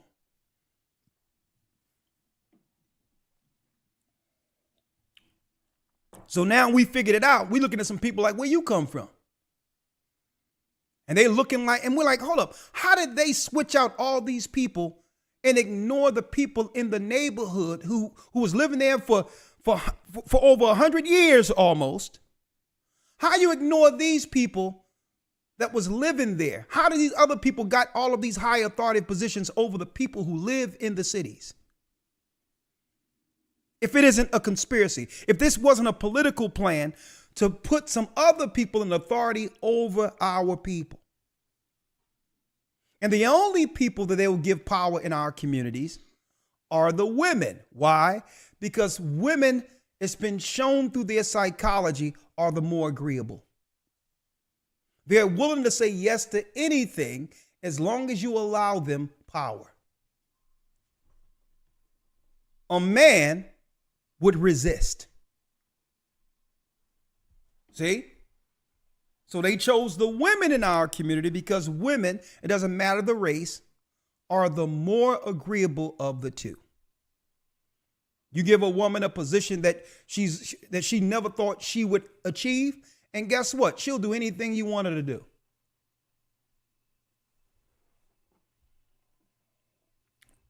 I really appreciate y'all helping us get past 3,000.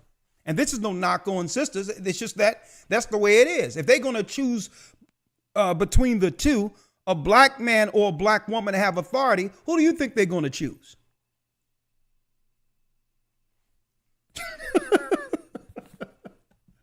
Right? Let's go back. Come on. Yes, sir. Revelation chapter 17, verse number 3. Come on. So he carried me away in the spirit into the wilderness, and I saw a woman sit upon a scarlet-colored beast full of names of blasphemy, having 7 heads and 10 horns. Having 7 heads and 10 horns. So he says, so here it is. John is being carried away in the spirit and see this beast with 7 heads and 10 horns. A scarlet-colored beast. Scarlet is red. Red is who? Red is who? Red is Edom, a scarlet-colored beast. This is how you link in who? The eagle and identifying a people. There is no such thing as white people, okay? My shirt is white. My Mitri's white. The identifier is the scarlet-colored beast. Scarlet is red. In Genesis 25, it tell you the first came out red, Esau, like a hairy garment. So now here's an identifier, the leaders of this blasphemous beast who's controlling the people.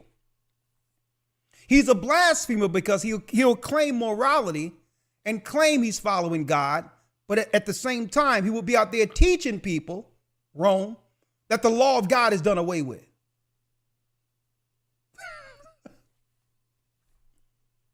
Confusing people. He'll tell you he's down with Christ in the Bible, but teach you, and he would celebrate when people do contrary to the laws of the Bible. See? The 7 heads and 10 horns. The 7 heads represents what? Rome. Rome sits on 7 hills. The 10 horns represents the original EU, the European alliances with Italy, Luxembourg, Denmark, Belgium, Netherlands, Germany, Sweden, France, Spain, Great Britain, and Switzerland. 10 Edomite, or what you would call European alliances from the beginning, that had Rome consolidate power. All right? Breaking it down for you, right? Let's go back in. Yes, 4. sir. Revelation 17 and 4.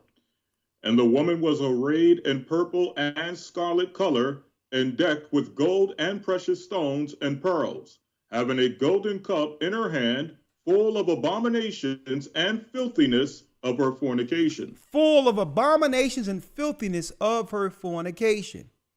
And it's speaking of some of the ritualistic acts they must do amongst the priesthood.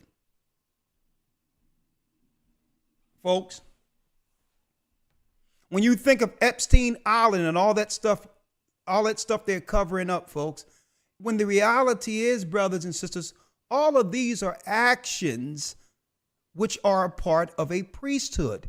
That's why they're trying to keep this stuff separate. They're trying to hide what happened with Epstein and all these others, because what they don't want you to know, these are religious acts that are going on that leaks directly to the Vatican. A lot of these acts. It's a priesthood.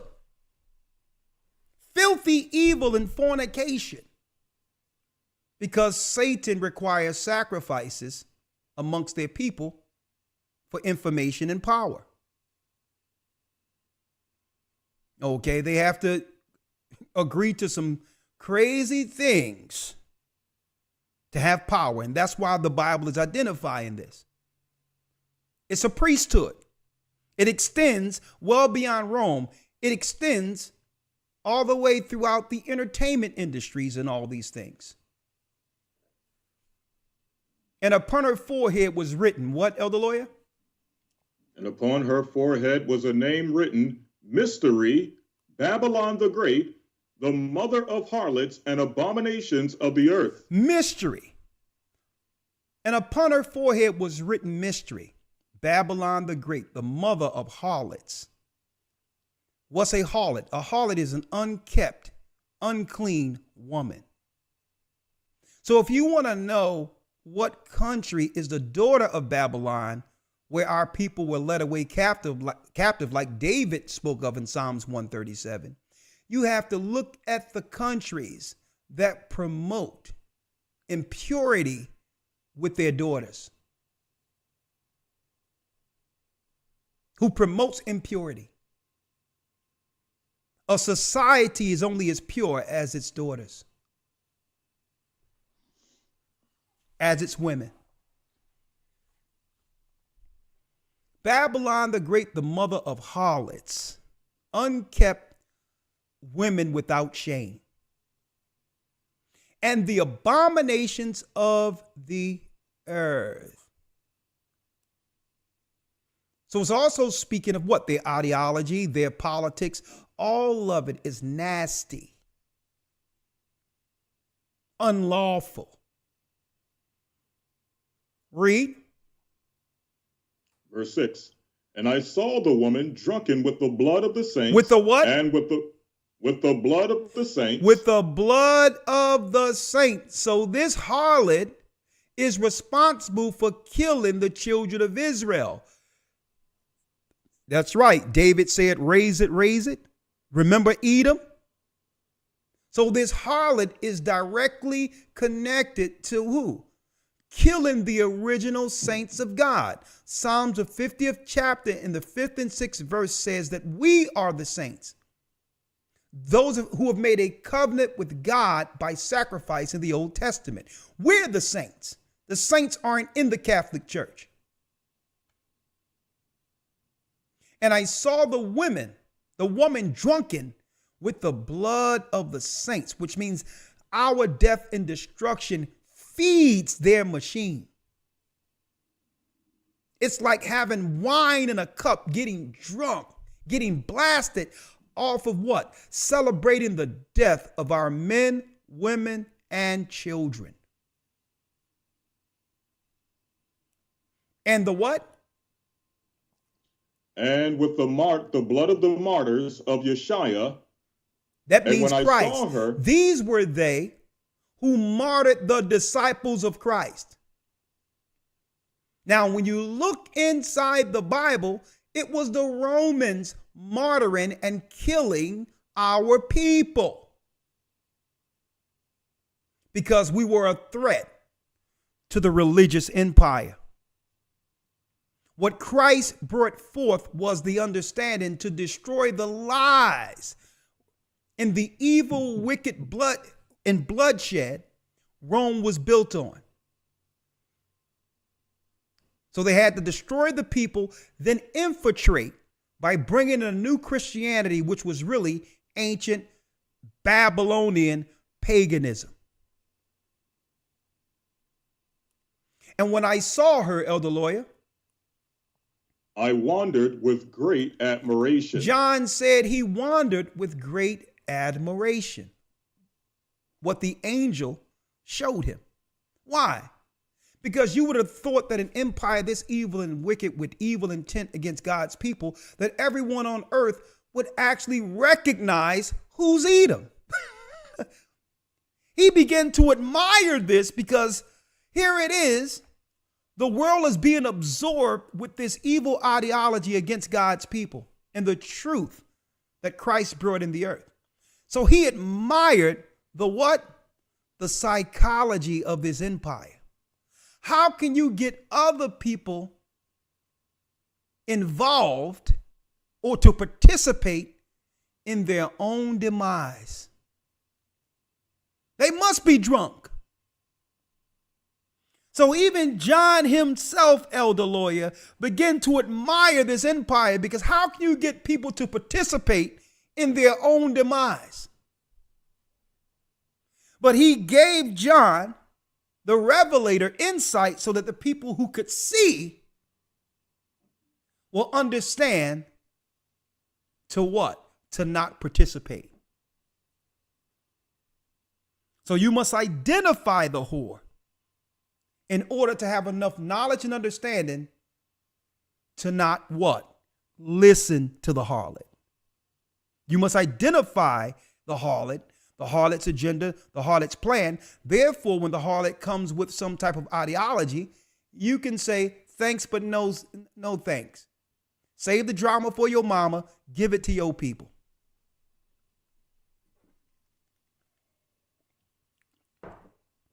Right? Let's go. Come on. And yes, the angel? Sir, 7. Yes, sir. And the angel said unto me, wherefore didst thou marvel? I will tell thee the mystery of the woman and of the beast that carrieth her, which have the 7 heads and 10 horns. So I will break this down and give you the breakdown on this. Read. Verse 8. The beast that thou sawest was and is not, and shall ascend out of the bottomless pit and go into perdition. So it says the beast that was and is not. Right? Now think about this. The beast that was, and we know that according to the book of Daniel, beasts are empires. The beast that was and is not. So what beast that was but is not during the time John is receiving this revelation? Well, the original beast that our people fell into captivity under was the Babylonian Empire. It's the beast that was, that thou sawest was, and is not. Why isn't it? Because the Roman Empire is ruling in Babylon's stead. So it's the same ideology at the foundation of the empire. The same evil worships of Nimrod. It's that. It was, but it's not. Because the Romans are ruling at the time this prophecy is given to given to John the Revelator, folks. That's how you break that down. So the beast is an empire. It's really the Babylonian Empire, but it's not because it's Rome. Read. The beast that was and is not, or the beast that thou sawest was and is not, and shall ascend out of the bottomless pit and go into perdition. And shall go into perdition. When you do the breakdown of understanding this, Rome was wounded. It was fractured for a time when our people as generals began to do what? Revolt against the empire. That splintered Europe into 2 separate factions where we ruled parts of Europe at the same time Rome, the religion, was actually in power.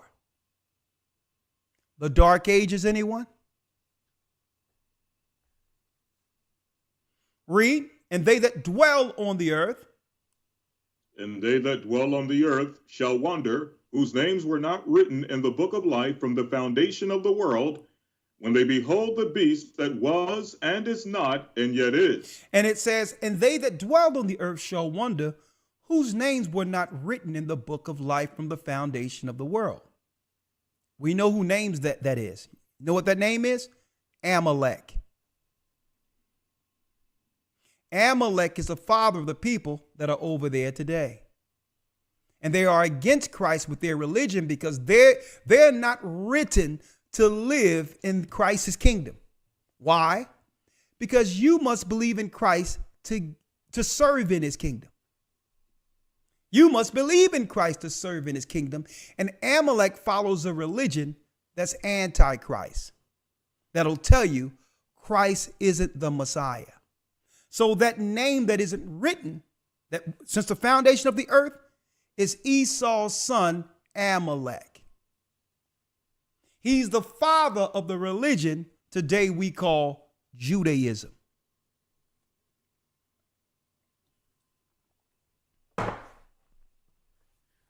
Breaking it down. It states, whose names was not written in the book of life, because it tell you in the Old Testament that the Most High said, remember Amalek, because Amalek was destroying the elderly, the women and the children who were in the back of the caravan during the Exodus. And the Most High said, remember Amalek. And you will and blot him out of remembrance.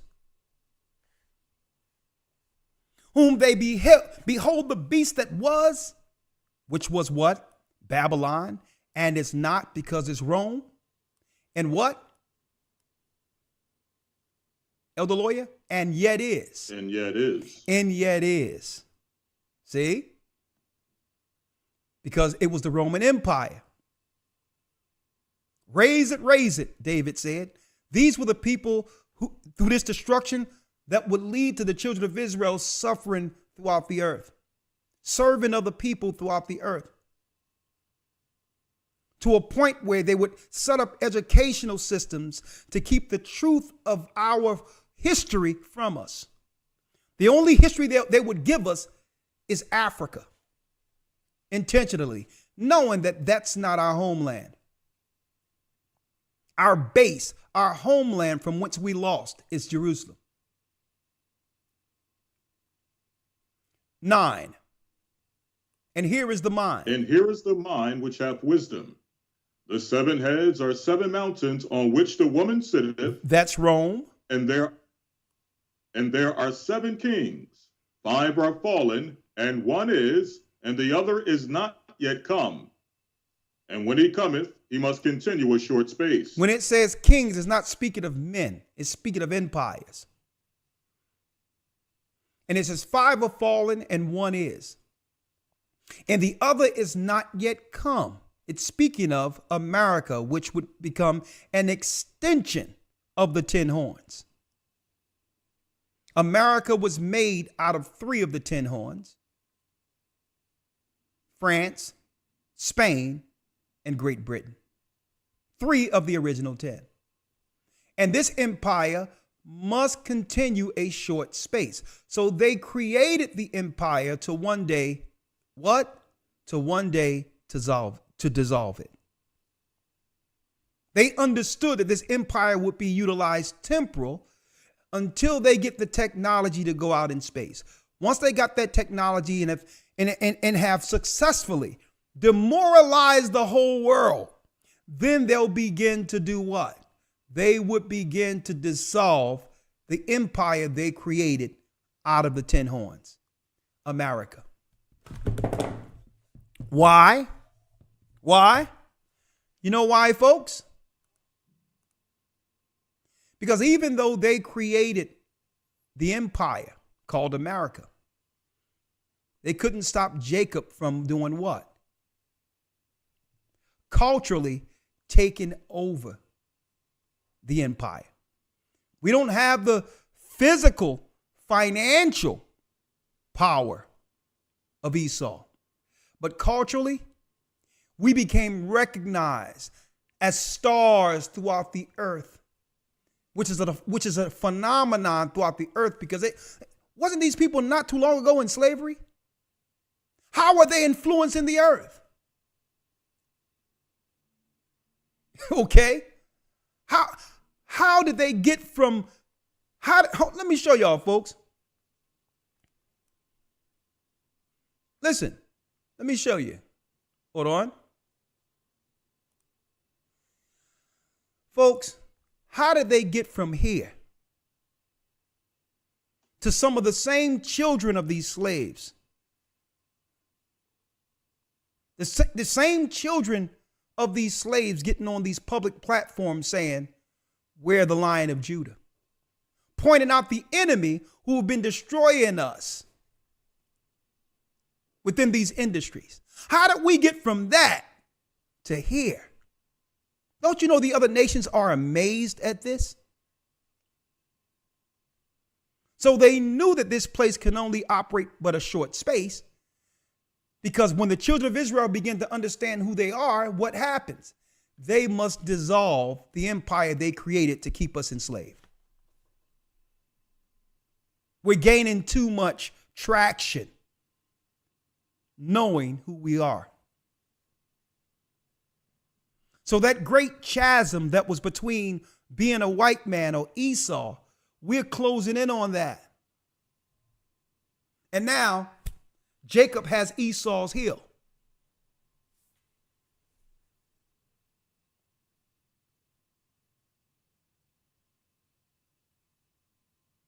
All right? And they make it clear. And I have to say this every time I show those slave pictures. We don't blame the white man for slavery, because that's taken away the power that should come only through recognizing a God who could do this to such a people. The white man isn't that powerful.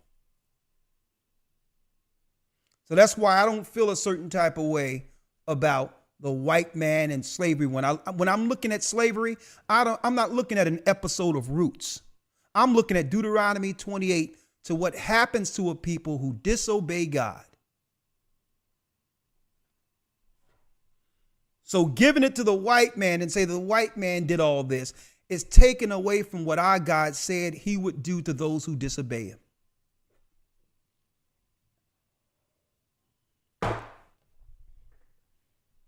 See, I'm not sitting here stuck on stupid white man. He's the boogeyman. He's the bad guy. That's ridiculous. You're taken away from God's prophecy. Esau was chosen to rule by default because either it's our people ruling or him, because we have the same blood and we struggle together with that same bloodline within our mother's belly, Rebecca. And if we fall from grace and go against that God who gave Moses the law, by default, Esau had to rule, because the rulership was between those two children in Genesis 25. See, that's why I don't look at it. Oh, the white man enslaved me. Oh, my God, woe is me. You giving him more credit than he should have. Okay. It wasn't through his power we were enslaved. We went through this for disobeying God.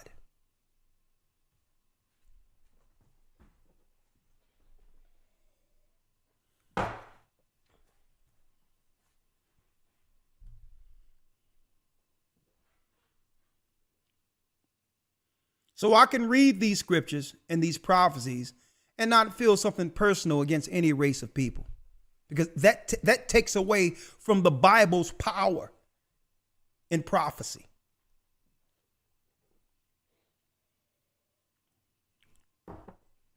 Right? Elder Lawyer, let's hit him. Let's go to the 11th verse. Yes, sir. Verse 11. And the beast that was and is not, even he is the 8th, and is of the 7, and goeth into perdition. Read. And the 10 horns which thou sawest are 10 kings, which have received no kingdom as of yet, but receive power as kings 1 hour with the beast. 1 hour with the beast. And you know what this is? You know what this is talking about, folks? The 10 horns which thou sawest are 10 kings. We know they're the 10 horns, or the European powers. which have received no kingdom as yet. You know why they haven't received the kingdom? Because when they brought us over here, America took Europe's shine.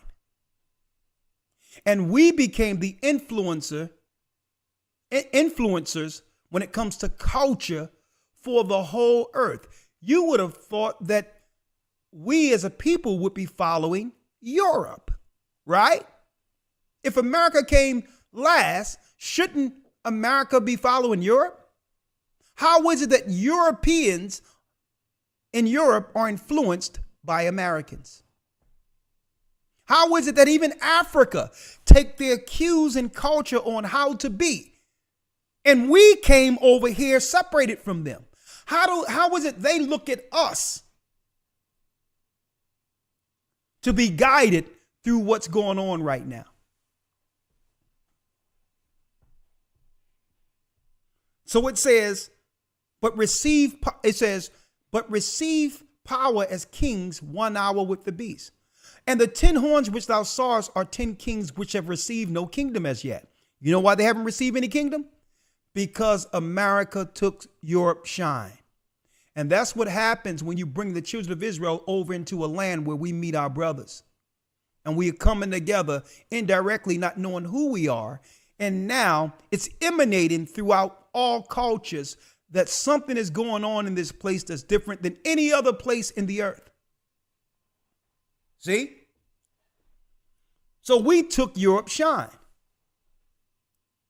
And they've always resented that. How can we set up a new place called America for white people, and now black people are being celebrated all over the earth? Right? So Europe has resentment against America for that. And it says, but receive power as kings 1 hour with the beast. So what is this saying? Remember, you got this lesson in so-called 2024. What this is telling you, brothers and sisters, that Europe will have the last 7 years before the coming of Christ. That they would need to dissolve America so that they can have the 1 hour is the last 7 years according to the timeline and consummation from the beginning. That before it's over, all governments must be dissolved so that the power could go back to Rome. And that is what's happening right now. They must take away America. So by default, the financial systems, the government systems that would rule all the world and all that, it comes directly from the hub that created these colonies, Rome. And that's what's going on right now. They are dissolving the corporation. That last little kingdom that would survive and be celebrated throughout the earth, it took Rome shine.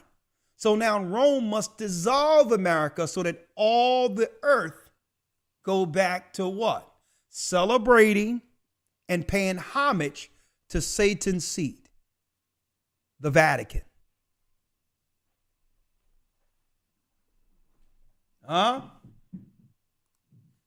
Let's read it. Let's go, other lawyer. Yes, sir. Verse number 13. These of one mind, and shall give their power and strength unto the beast. One mind, which is one world order. Come on. And shall give their power and strength unto the beast. These shall make war with the Lamb. They will make war with who? These shall make war with the Lamb. So that's what they're doing, folks. They're setting the stage for Armageddon. America isn't going to be in existence as a country as we see it today when Christ returns. It's going to be Europe who's fighting against the second coming. They must align all of the world's military under Rome's strength for this last war. See this? And it says, these shall make war, which is Rome, with Christ. And all the time they've been perpetrating a fraud, claiming to be Christians who are for Christ, when really these are they who are seeking the military fortitude by deceiving the world to have the world's citizens fight with Satan and the Vatican against Christ's coming. Read. Verse 14, these shall make war with the Lamb, and the Lamb shall overcome them. Read. For he is Lord of lords and King of kings, and they that are with him are called and chosen and faithful. And those that are with him, with Christ, are what? Are called, chosen, and faithful.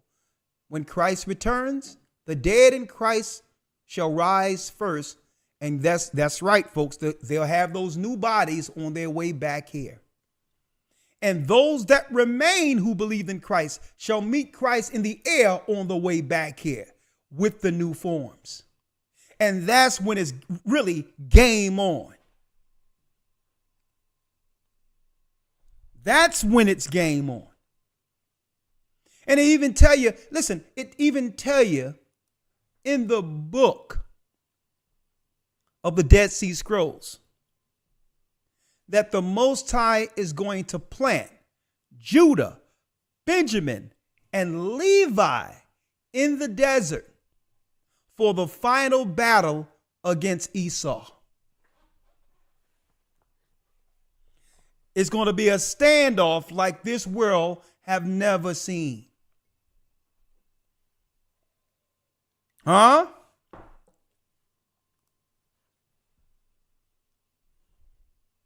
Read. Yes, sir. 15. Verse number 15. And he said unto me, the waters which thou sawest, where the horse sitteth, are peoples and multitudes and nations and tongues. Read. And the 10 horns which thou sawest upon the beast, these shall hate the whore. These shall hate the whore, and what? And shall make her desolate. And hold naked. up. And the 10 horns which thou sawest upon the beast, these shall hate the whore, and shall make her desolate and naked. Who do you think put up a president of the United States to have the United States seem weak or look weak in view of all the powerful diplomats on the outside of America? Who do you think put up a weak representation of America?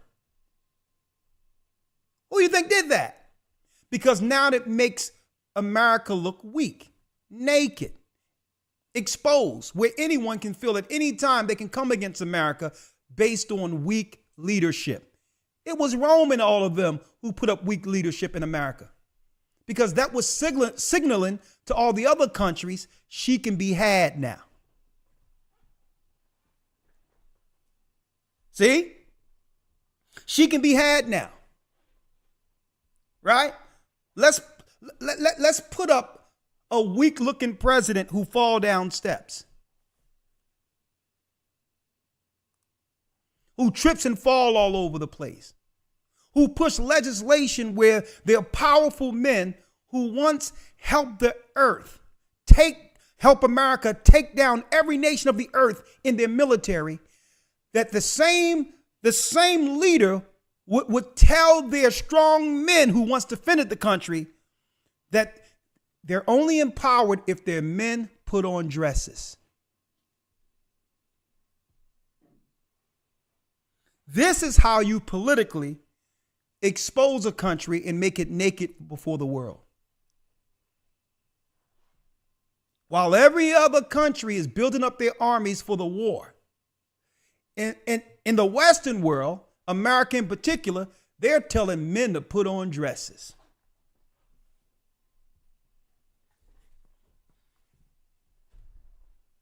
Think about that. This is how they're politically making the country weak in its optics on an international scale, from an international standpoint. Exactly how the book of Revelation, hold up, exactly how the book of Revelation said it was going to happen, folks. It's the 10 horns. It's Europe intentionally showing America as weak as it is as it has ever been. They could have allowed anybody to be in position, folks. They wanted the weakest representation. See? They wanted the weakest representation intentionally. So they'll have a so-called leader in place, empowering women in all political positions, teaching the boys to put on dresses, having a political campaign where you're standing on having a woman, giving the woman the right to get rid of her own children.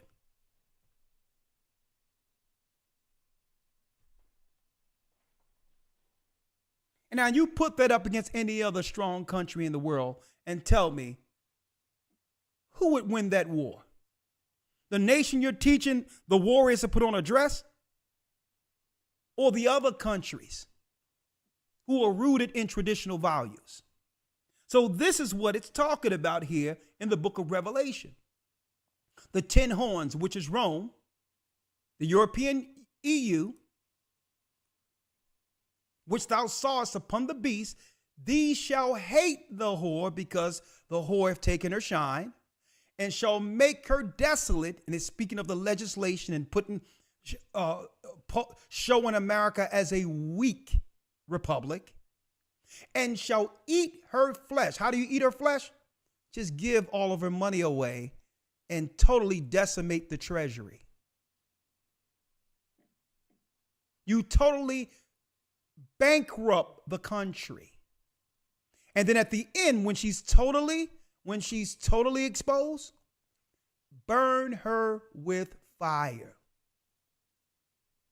It's Europe shaping the legislation, which will lead to a war over there against Iran. And they are strategically doing this so that they can have power on earth for the last 7 years before the second coming.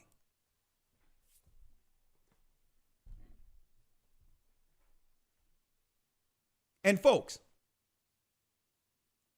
listen to this, folks. If you in Christ and walking straight, you don't have to worry about none of this.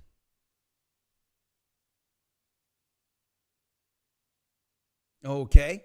You have to worry, because guess what? He's going to bring us through the fire. Okay? We'll be safe. Okay? And I'm talking about the literal and the non-literal fire. It's prophesied that we make it through this. The empire must fall before Jacob stands. And once we stand, our king will crown us before the earth. The whole earth will see the crowning of the children of Israel. And this is not Elder Ricard Shaw saying this. It's written.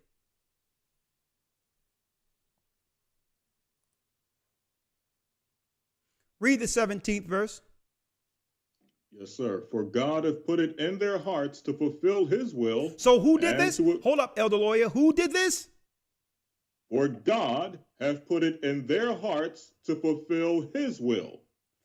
So our God have put the idea in them to do exactly what they're doing, because what they're doing is weakening themselves.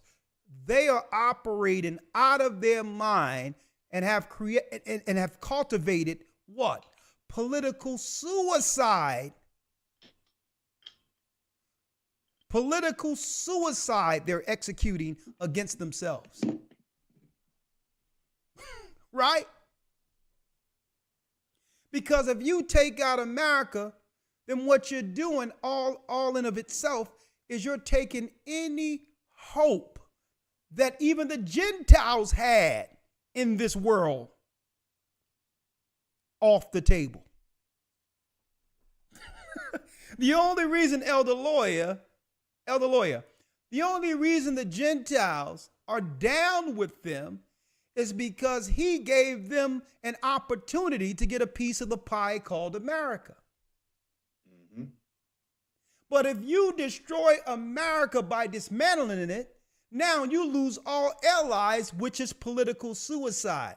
And our God have put that into their minds. They're so power crazed and so envious of our people, they'll self-destruct. Mm-hmm.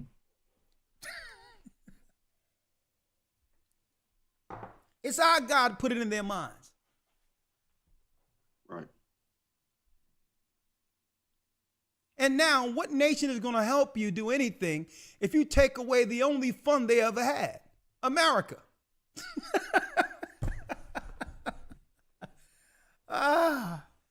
Boy, let me tell you, there's no God like the God of Israel. Right?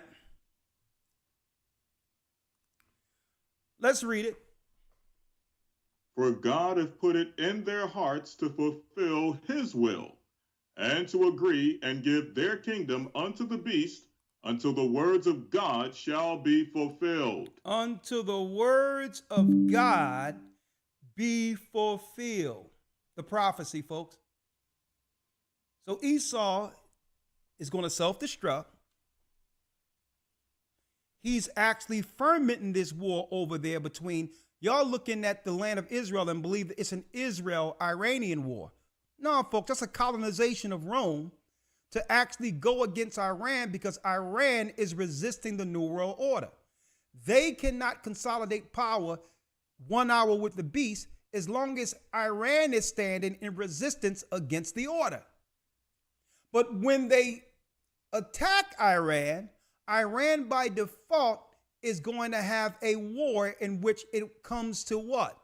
America being attacked. And once that happens, Rome will stand as the superpower over the whole earth. Already, the diplomats of Israel have already began to go into Cyprus and different parts of Europe and calculating what happens to Israel once this war ensues. That's right. When this war happens, there will be warfare in the Middle East that will lead to 6 million of the citizens in Jerusalem being sacrificed. And the diplomats are going to go back to Europe. That's why I told people, do not stay in Israel. The prophecy of 6 million was prophetic. It's what's going to happen once they attack Iran. And then once that happens, all the diplomats are going to take all their power. They've already started going back into Cyprus and different parts of Europe in preparation for what's about to go down. Now, if you want to get into the chronological breakdown, of course, I got my charts. I have everything. Secrets of the Times in this academy. Huh? Let's go. And give what? And give their kingdom unto the beast, until the words of God shall be fulfilled. Read. So it's still our God's plan for all of this, folks. So it behooves everyone everywhere to get on the program up with that God who gave Moses the law. Okay? Because Esau can't do nothing unless our God allow it. Mm-hmm. See that? Read the 18th verse. 18. And the woman which thou sawest is that great city which reigneth over the kings of the earth. So it was a mystery that was shown to John. And it says, and that woman which thou sawest is the great city which reign over the kings of the earth. And this is the reason, folks, that when the Pope comes into America and when the Pope comes into different parts of the world, do you notice that even your greatest presidents must kiss the ring?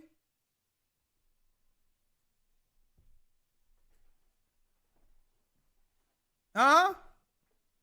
Folks, this is way more deeper than the Rothschilds. This is more deeper than people talking about the Jews who control and all these other things. This is way deeper than that, because what you're looking at is tentacles out of the beast. But still, what you're ignoring is the spiritual aspect of the Vatican, from whence all of these factions and tentacles gain strength.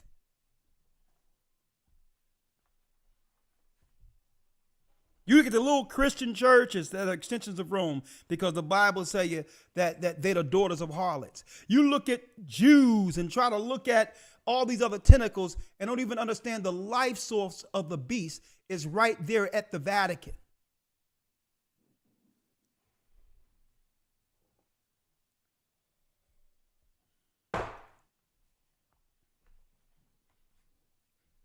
Huh?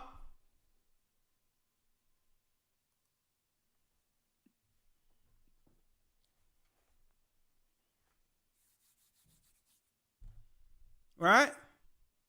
So I'm going to bring that timeline out with showing you even to the last 7 years. And some people might say, well, hold up, elder.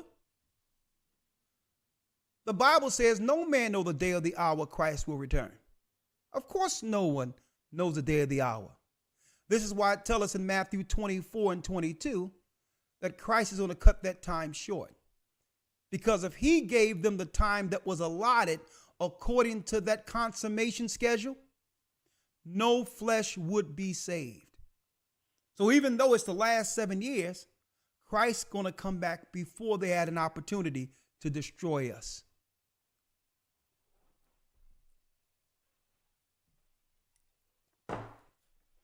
Huh?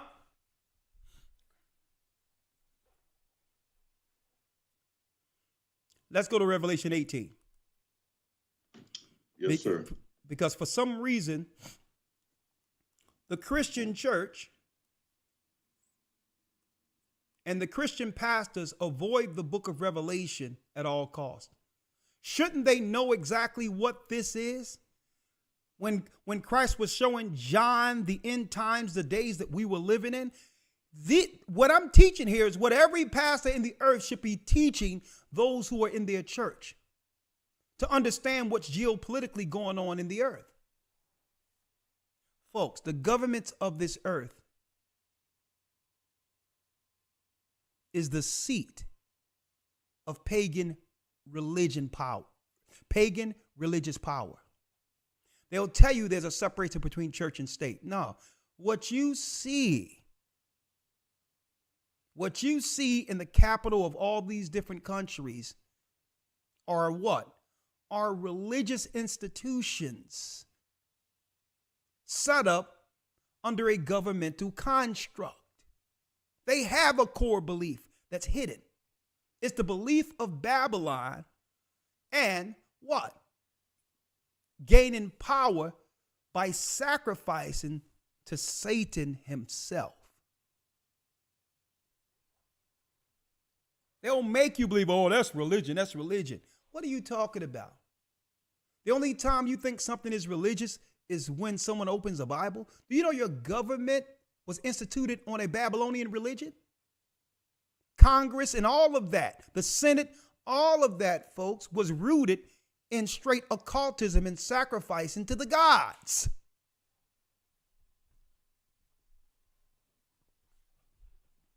I haven't heard one dude, the grifter running around stealing money from our people, talking about how religion is so bad. And every time you look, he's talking about the Orishas. And no one is even calling this guy to the carpet and saying, don't you know when you pour libations and to the ancestors and all that garbage that's rooted in a satanic religion? No one is even holding this guy to task. And I keep pointing this out because it doesn't show something that's wrong with him. Everybody knows something that's wrong with that. The dude is riddled with demons. But it's more so showing what's wrong with our people who's accepting this grifter as someone with any understanding or intelligence. That's more an indictment on our people than it is on him.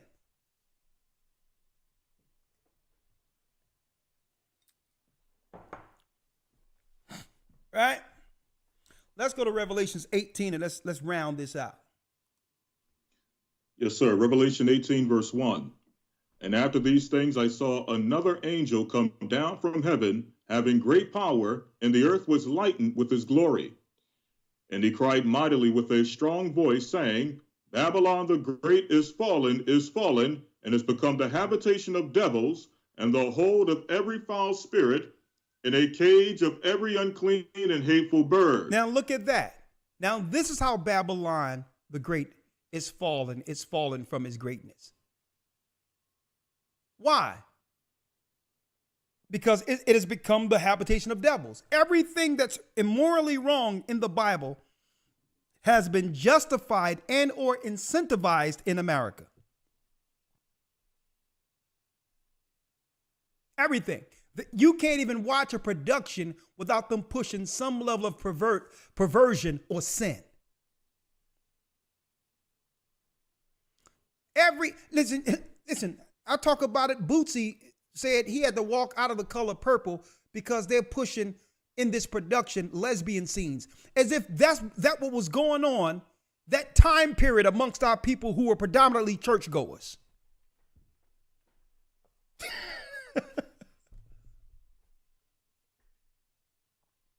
And hey, folks, this is how they destroy in America. By pushing immorality. So you don't need a gun. You don't need a standing army to destroy your people. Okay? Pushing immorality, demonology, witchcraft, sorcery. That's how you take down a country. By demoralizing its citizens.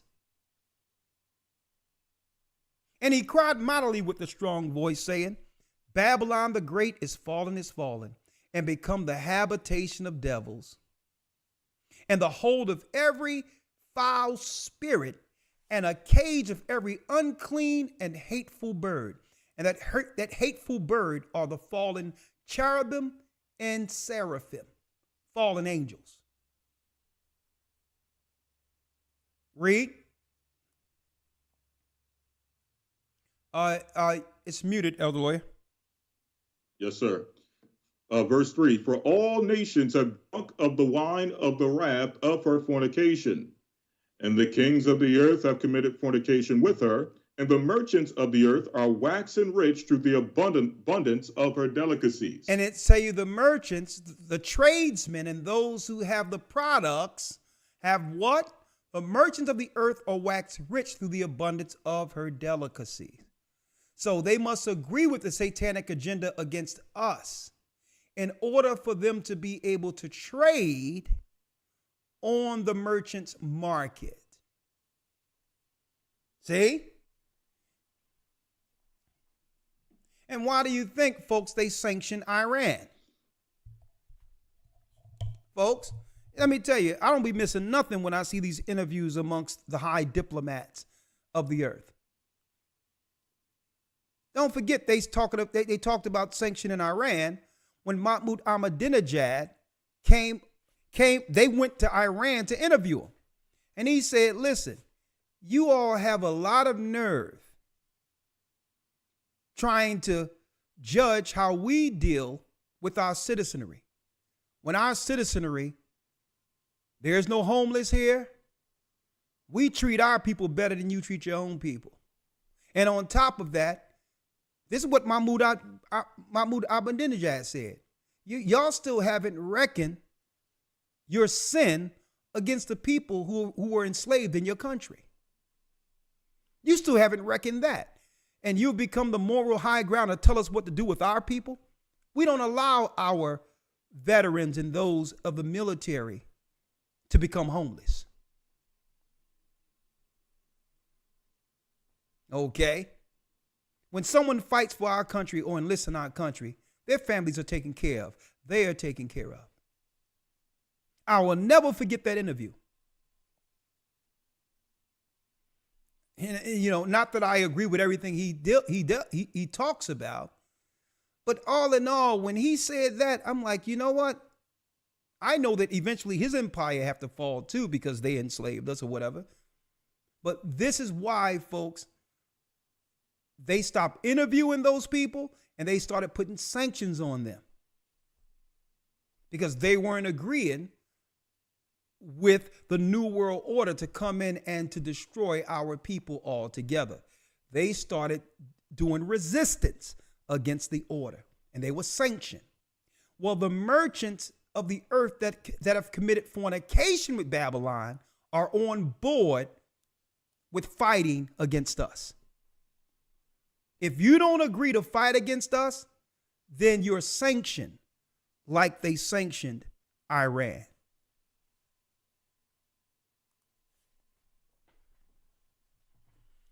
His name was Mahmoud Ahmadinejad. They went, and it was about over 10 years ago, they went into Iran. This was 2010 about, and did an interview with him.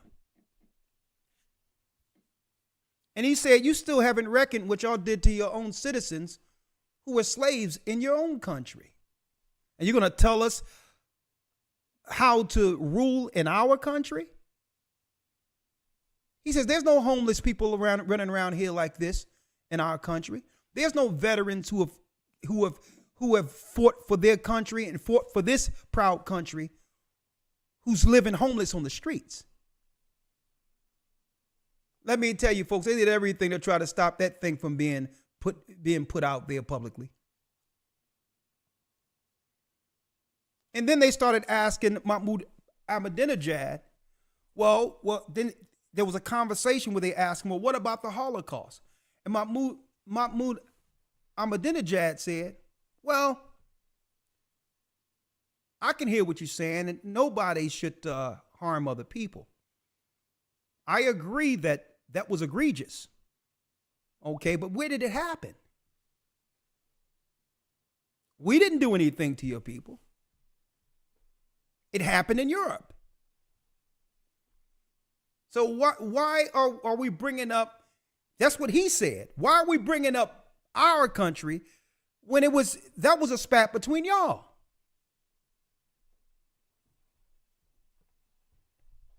See? And not that I agree with everything he said, but he did make some points. How can you become the moral watchdog over the world with all the problems the whole world is witnessing within your own country? Right? Let's read the third verse. Yes, sir. Verse number 3. For all nations have drunk of the wine of the wrath of her fornication, and the kings of the earth have committed fornication with her. And the merchants of the earth are waxed rich through the abundance of her delicacies. Wax rich through the abundance of her delicacies. Folks, and the kings of the earth have committed fornication with her, and the merchants of the earth are waxed rich through the abundance of her delicacies.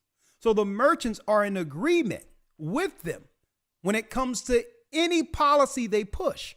This is why, even during the time where the whole world was stopped due to the coal, we've seen all these other people in authoritative positions telling us what to do. Because in order for them countries to trade and be on board with the finances and all that, they have to get on board with everything when it comes to their initiatives against us. Against us. So if you're not getting on board, you can't share in the spoils. And a lot of these nations do what? They like to come up into our neighborhoods because with their little stores and merchant stores, they be soliciting our women.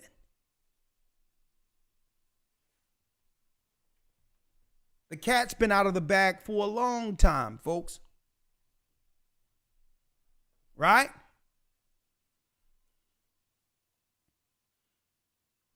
Looking at the census, right? Examining the census. There's 200,000 children that are born within our community, the black community, that isn't fostered or fathered by black men.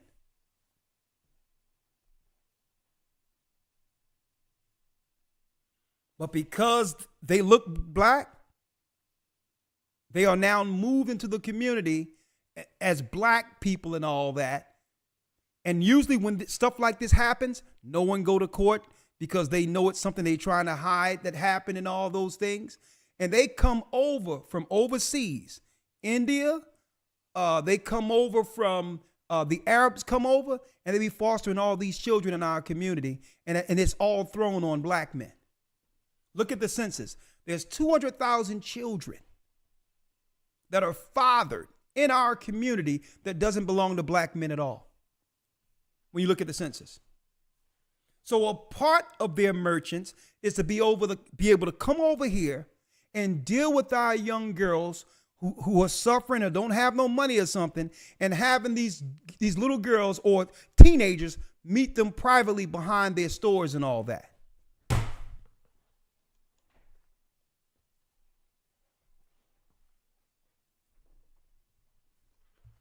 Look at the census numbers, folks.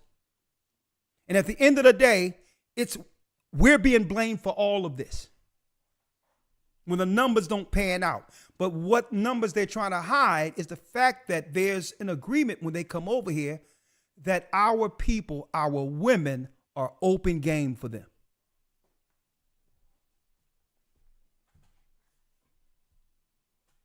No one take these people to court. No one say anything. And sometimes there's a situation where you don't say anything and you get in a relationship with someone else, and it'll be a black man raising that child.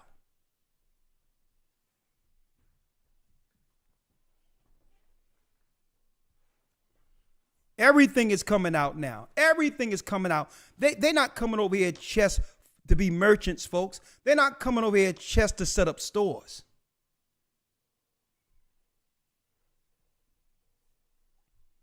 Let's read it. The 4th verse. Yes, sir. And I heard another voice from heaven saying, Come out of her, my people, that ye be not partakers of her sins, and that ye receive not of her plagues. So it says, come out of her, my people.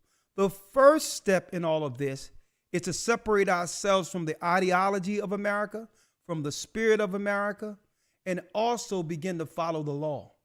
But eventually, we're going to have to leave altogether.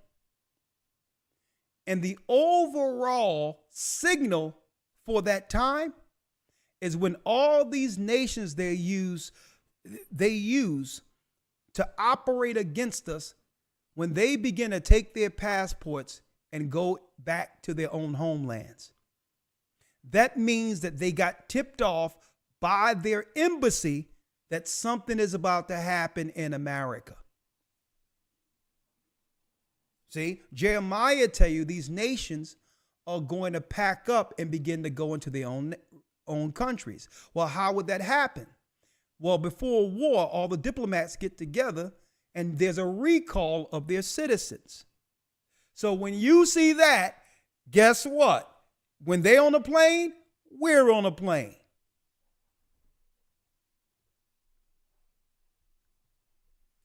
Get your passports. That's all I can say right now on that. And I heard another voice from heaven saying, come out of her, my people, that ye be not partakers of her sins, and that ye receive not of her plagues. Read.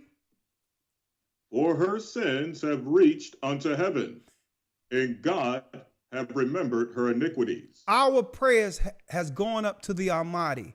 He has heard every one of them. Our people are suffering.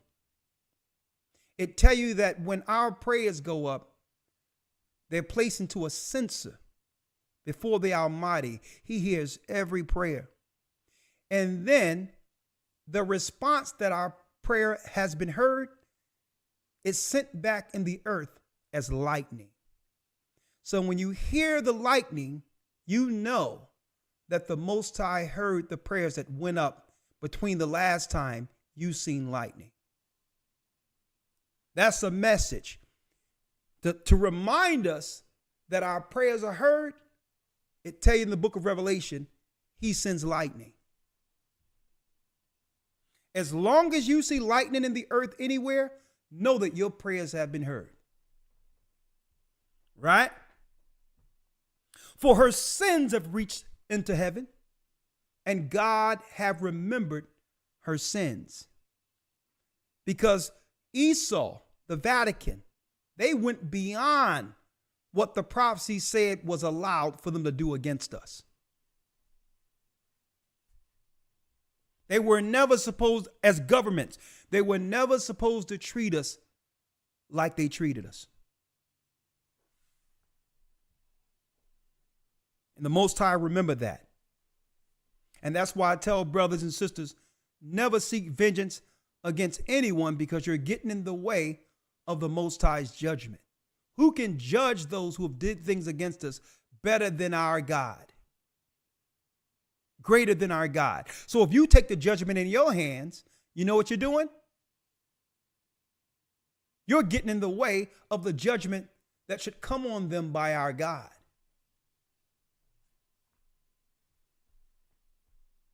Six, read it. Verse 6. Reward her even as she rewarded you, and double unto her according to her works. Read. And the cup which she hath filled, fill to her double. A judgment is coming. You notice this runs directly from Revelation 17, shown to John, into the 18th chapter. All power goes to the beast 7 years before the judgment. That 1 hour is 7 years. It's a space of 7 years. And then the Most High is warning what's going to happen to that one little country that was made in such a short space. That a judgment is coming on her, because America is the place that they pillaged, destroyed, ravished, utterly decimated our people. And on top of that, they have made us the face of everything immoral, when they're the great whore that sitteth on many waters. They have made our people the face of everything that's evil. When the Bible identified the scarlet whore that sit on many waters, that comes directly out of Europe. Our people aren't perfect, but guess what? We could never even think of doing the evil that have come through that particular area called the Vatican. So now they've made our people, God's people, the face of immorality. They know our people are suffering and is looking to do anything just to put food on the table. So they'll go find a sister who's suffering in the ghetto and put a red wig on her and call her Sexy Red so that she can destroy and demoralize more women. As if that's the example of who our women are. They'll put a wig and a dress on Billy Porter and present him as the example of masculinity.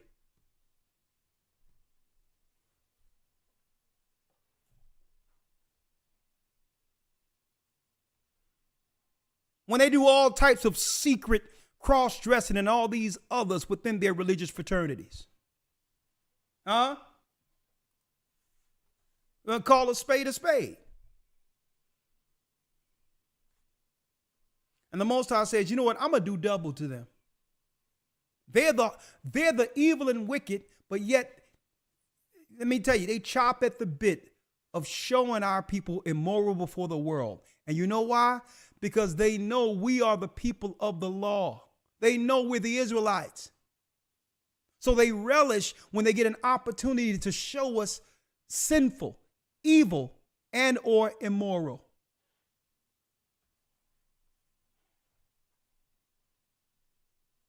You know why? Because it's jealousy. We came over in cargo slave ships and overtook everything. The music, the culture, you name it, we were celebrated.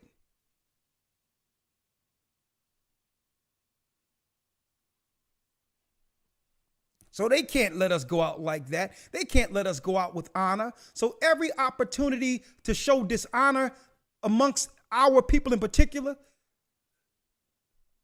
they'll do it. 7th verse. How much? How much she hath glorified herself and lived deliciously, so much torment and sorrow give her. Come on. For she saith in her heart, I sit a queen. I sit a queen, and I know no widow. She sit as a queen. You know the Statue of Liberty. I sit as a queen. Liberty. We welcome all of those who want to come over here and take a turn on the children of Israel. As soon as they come over, folks, these people outside of working for these other working in the areas for the people who live in the suburbs, when they come over, they throw them in a pool against our people who's already cramped in these inner cities so that they can have their way with our people. So she say, I sit as a queen, the Statue of Liberty, and am no widow. Come on. And shall see no sorrow. So now through her pride, she believed that she'll stand forever. But this is what God showed John on the Isle of Patmos. 8. Therefore shall her plagues come in one day, death and mourning and famine, and she shall be utterly burnt with fire. It's coming. Read. For strong is the Lord God who judgeth her. For strong is the Lord God who judgeth her.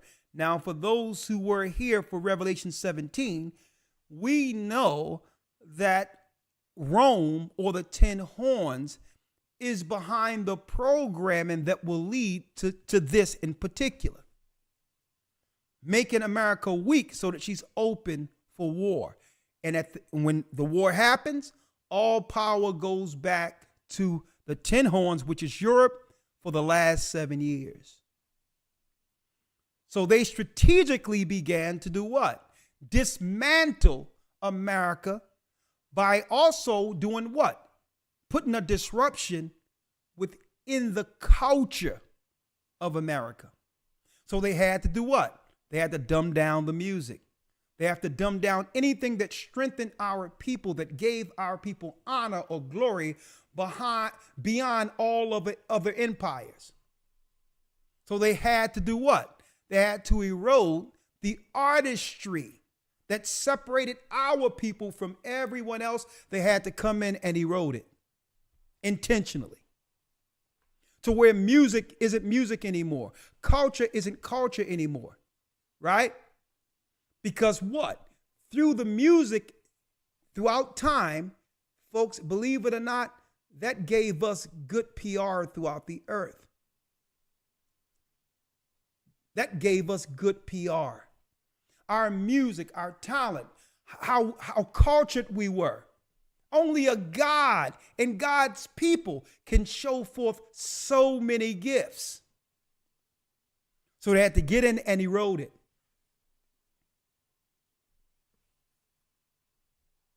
Therefore shall her plagues come in one day, death, mourning, famine, and she shall utterly be burned with fire, for strong is the Lord who judgeth her.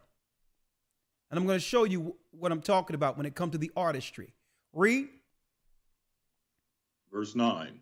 And the kings of the earth who have committed fornication and lived deliciously with her shall bewail her and lament for her, when they shall see the smoke of her burning. When they shall see the smoke of her burning. And folks, what happens is, if there's a strike, or when I say a strike, a missile strike, and or a power grid takedown, well, once one of the nuclear plants begin to melt down, there will be a domino effect, because what? You got it. All of the nuclear plants in the United States are on a fault line. If you don't believe that, Google it yourself. So if one meltdown of a power plant happens, it's going to blow throughout the whole United States, from the West Coast to the East Coast. And that will do what? It will take down bridges and all that. And America will be what? Separated into 3 separate land masses. Revelation 16 and 19 tells us this. Hold that, elder lawyer. Revelations 18 and 9. And let's go to Revelation 16, verse 19. Yes, sir. Revelation 16, verse 19. And the great city was divided into 3 parts, and the cities of the nations fell. A matter of fact, elder lawyer, let's go to 18 first. 16 and 18. Verse 18. And there were voices and thunders and lightnings, and there was a great earthquake, such as was not since men were upon the earth, so mighty an earthquake and so great. Read. And the great city was divided into 3 parts, and the cities of the nations fell. And great Babylon came in remembrance before God to give unto her the cup of the wine of the fierceness of his wrath. Look at that, and folks. Look at that. And what? And every what? And every island fled away, and the mountains were not found. Because you know what? Tsunamis. Once the nuclear reactors go off, there will be tsunamis. That's going to cover some of the islands. Let me tell you, Christ handled everything. He showed John everything. This is how eventually the Most High free the children of Israel who's bound, who's been enslaved. The judgment of God shown to John on the Isle of Patmos. Let's go back to Revelations 18 and 10, elder lawyer. So don't tell us we don't know what we're talking about here. You need the Bible to be able to break down geopolitically what's going on.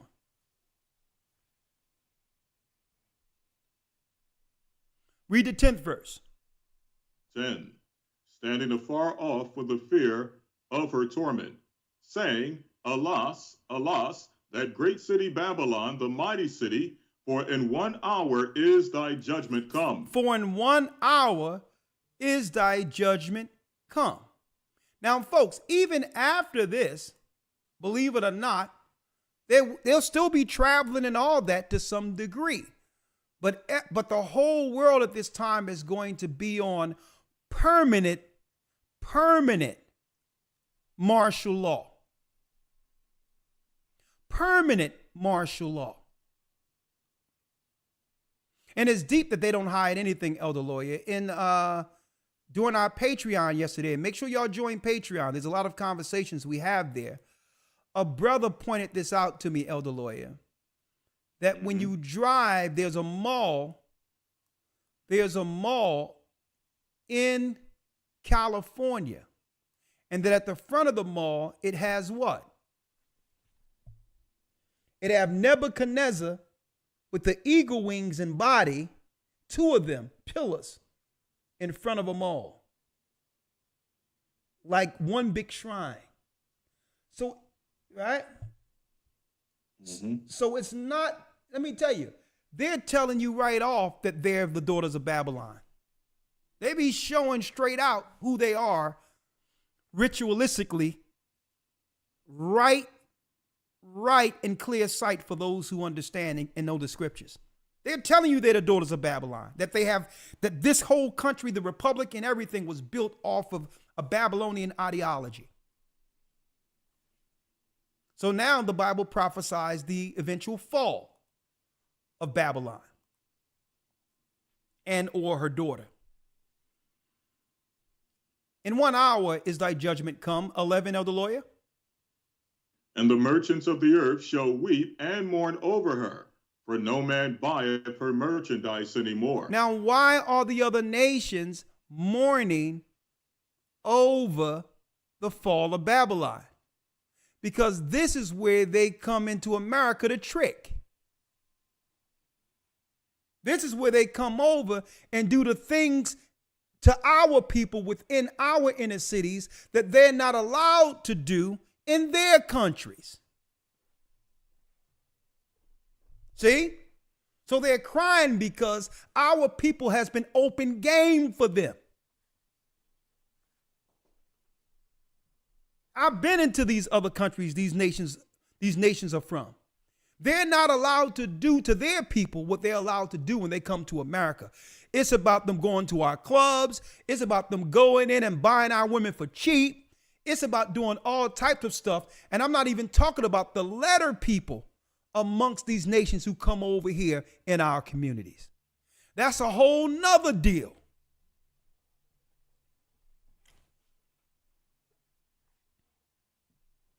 Huh?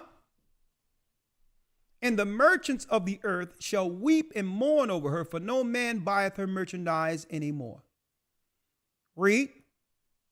The merchandise of gold and silver and precious stones and of pearls and fine linen and purple and silk and scarlet and all thyine wood and all manner of vessels of ivory and all manner vessels of most precious wood and of brass and iron and marble, and cinnamon, and odors, and ointments, and frankincense, and wine, and oil, and fine flour, and wheat, and beasts, and sheep, and horses, and chariots, and slaves. And what? And what? And slaves. And what? And slaves. And what? And slaves. And slaves, read. And souls of men. Don't tell me we don't know what we're talking about.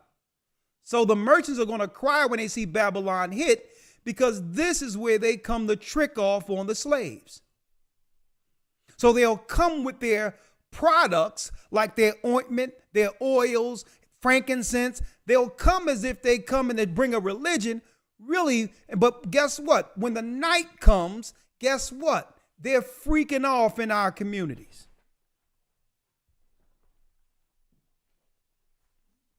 Huh? So now the fun is over. Read. Now, Elder Lawyer, unmute. Yes, sir. 14. And the fruits that thy soul lusted after are departed from thee, and all things which were dainty and goodly are departed from thee, and thou shalt find them no more at all. And thou shalt find them no more at all. Read. The merchants of these things which were made rich by her shall stand afar off for fear of her torment, weeping and wailing, saying, Alas, alas, that great city that was clothed in fine linen and purple and scarlet, and decked with gold and precious stones and pearls, for in 1 hour so great riches is come to naught. In 1 hour all those great riches have come to nothing. Read. And every shipmaster and all the companies and ships and sailors and as many as trade by sea stood afar off and cried when they saw the smoke of her burning, saying, Which city is like unto this great city? They're going to look back and say, man, there was no other place as great as America on earth. Read. And they cast dust on their heads and cried, weeping and wailing, saying, Alas, alas, that great city, wherein were made rich all that had ships in the sea, by reason of her costliness. For in 1 hour is she made desolate. Read. Rejoice over her, thou heaven, and ye holy apostles and prophets, for God hath avenged you on her. Look at that. The judgment of the people who have enslaved the children of Israel, and the countries who have built their markets on our what? On our backs. Rejoice over her, thou heavens. The angels will rejoice. And ye holy apostles and prophets, for God have avenged you on her. Tell me we're not the children of Israel. Tell me we weren't the prophets. Read. And a mighty angel took up a stone like a great millstone and cast it into the sea, saying, Thus with violence shall that great city Babylon be thrown down, and shall be found no more at all. No more empire. The whole empire, the corporation will be dissolved. Read. And the voice of harpers and musicians. And what, of Elder pipers, Lawyer? And musicians. And musicians. You notice that? It's the culture that made America more distinct than any other country on earth. Because why? The artistic spirit that came through servitude, the music that came out of America, Sam Cooke, Marvin Gaye, The Temptations, Michael Jackson, James Brown, Whitney Houston, on and on and on. It distinguished us. Then you have what? Benjamin music. The music of the Benjamites resonated where even though they didn't know the name of the Most High, they was singing, they was talking about Yah. They was talking about the Lion of Judah in their music. A distinct craft, if you want to use the word, that came out of chattel slavery, where we began to create music in a way that the world have never seen.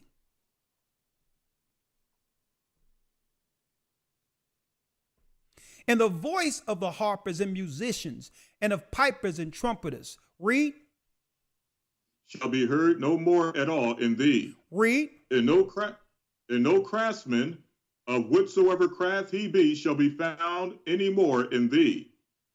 And the sound of a millstone shall be heard no more at all in thee. And the light of a candle shall shine no more at all in thee. And the voice of the bridegroom and of the bride shall be heard no more at all in thee. Now you notice it's talking about the end of people getting married. You notice this is where we are right now, that they have destroyed even the thought and hopes of a man living his whole life with a wife and children. They've even destroyed the dream of having a family. They've made the man and woman so tenable, so tenuous amongst each other through their programming. It says you're going to hear about less marriages. A man and woman, you're not going to hear about that. The only time marriage will be celebrated is when a man is marrying a man or a woman marries a woman.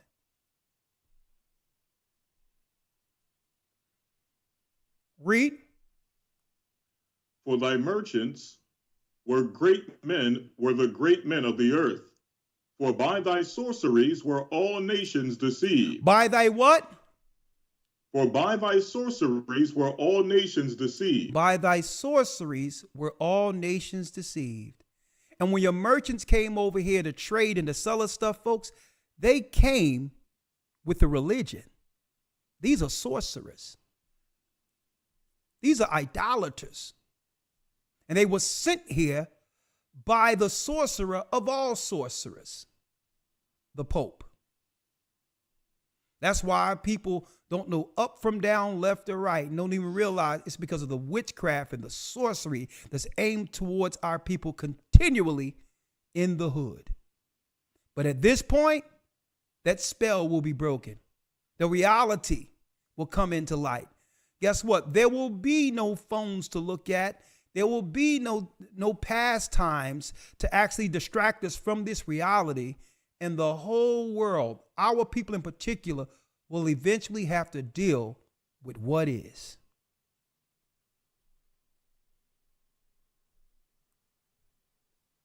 It's been written.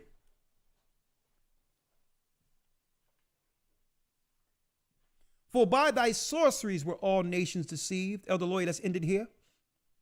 24. And in her were found the blood of prophets and of saints and of all that were slain upon the earth. So it is written, and so it shall be done. We held it hard. We held it hard, brothers and sisters, with y'all holding that line well over 3,278. And brothers and sisters, I thank you for all you do to support this work. Do whatever you can, folks.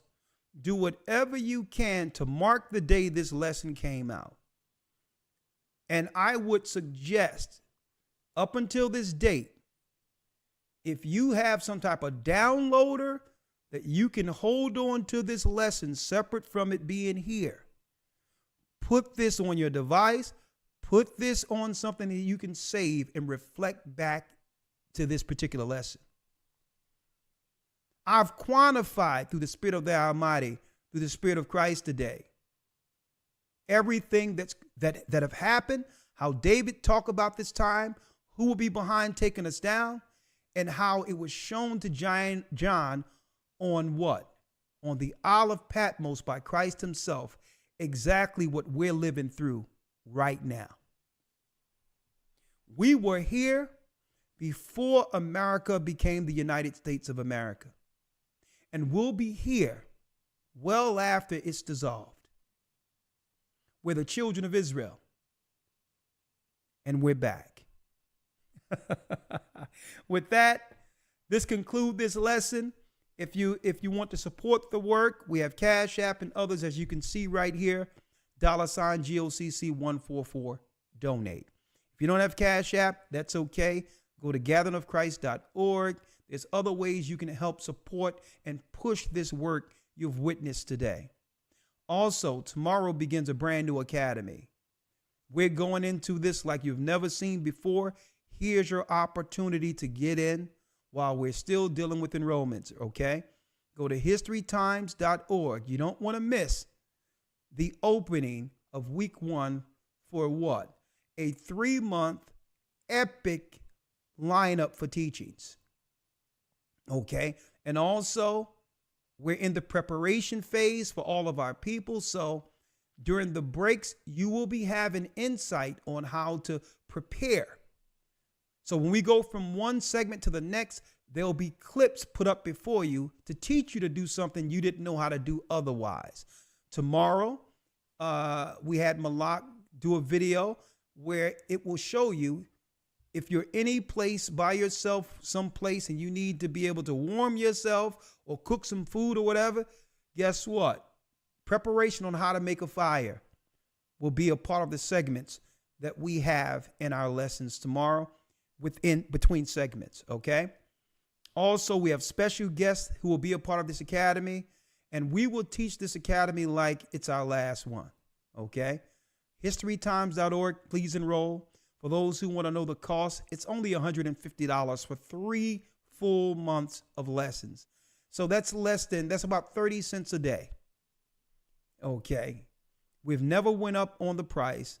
$75 for the first month and then $75 for the second month, and you get the third month. Don't have to worry about the payment. It's all wrapped up. Please be a part of this because we have to take these finances and put it into something tangible, knowing they're about to change the financial structure. Stick with us. Stay with us.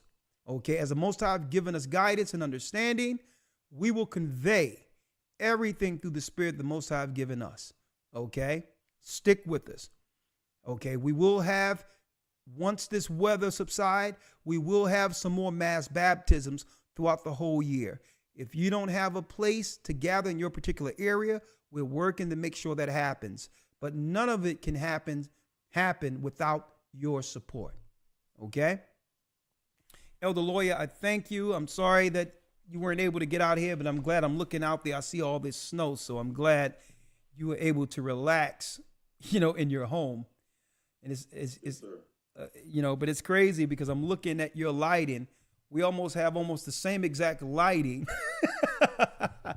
So it seems like you're still right next to me, my brother. All right? Absolutely. So you ready for tomorrow, young man? Yes, sir. Yes, indeed. All right. Can't wait. All right. Let's get it. Let's get it. Let's get it. Hebrew and Bible Academy. That's right. The creation of the universe. And also, while I'm dealing with the creation of the universe, I'm going to go into tomorrow the satanic plan that comes with the East Indians' flat earth. A lot of people don't know that doesn't come from the Bible at all. They'll lie and say, there's many scriptures in the Bible say the flat earth. They're liars. They'll say the book of Enoch, it says flat earth. Nowhere in the Bible does it say that. The flat earth is an East Indian creation. It's the dome of Dwarka, where Satan took refuge during the flood. There was a dome in the water of East Indian, one of the seas. And you can look up Dwarka right now if you would like. And you will see the ruins under the waters where they say a dome cased and held the gods. That's your flat earth. They were just telling everyone that the world is ready to receive the ancient pre-flood religion. Satanist, where the gods held themselves. So those who understand the East Indian religion and how they're moving that to the forefront, because that was the original religion pre-flood with the sons of Cain and the daughters of Cain, they're really introducing to the occult that Satan has now been introduced as the God of this world. It have nothing to do with the shape of the earth. It have everything to do with the flat surface and the dome where Satan and the gods took refuge. Be there tomorrow. Shalom. Shalom. You know what, Elder Lawyer? This is how we're going to end this thing. We're going to end this on an upbeat because Israel is almost free. Huh? The Arabs and Africans told us. Y'all know what it is. Shalom, Elder Lawyer. Yes, sir. Shalom.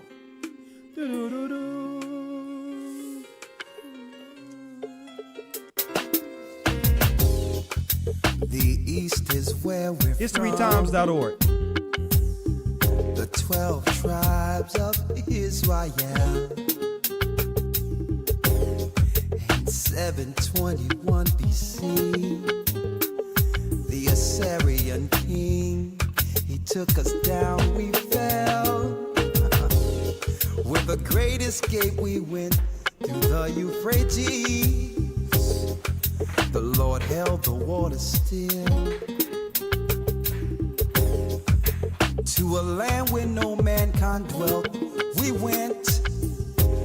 The 12 tribes of Israel. So we be Manasseh, the Cubans, Ephraim from Puerto Rico, Naphtali from the Isles of Hawaii. The Lord is calling back Israel. Zebulon from Panama, Gad, the North American Indians, Simeon, the Dominicans. The highest gathering in Israel. The Arabs and Africans told us. At gunpoint. Together our wives and children then sold us. In the belly of these great ships we traveled in fear. By the rivers of Babylon we found our brothers here. A high gatherer. Asher in Colombia. Reuben from Australia. Issachar, the Mexicans. A highest gathering in Israel. Judah, the Negroes. Benjamin, the West Indians. Levi, the Haitians. A highest gathering in Israel.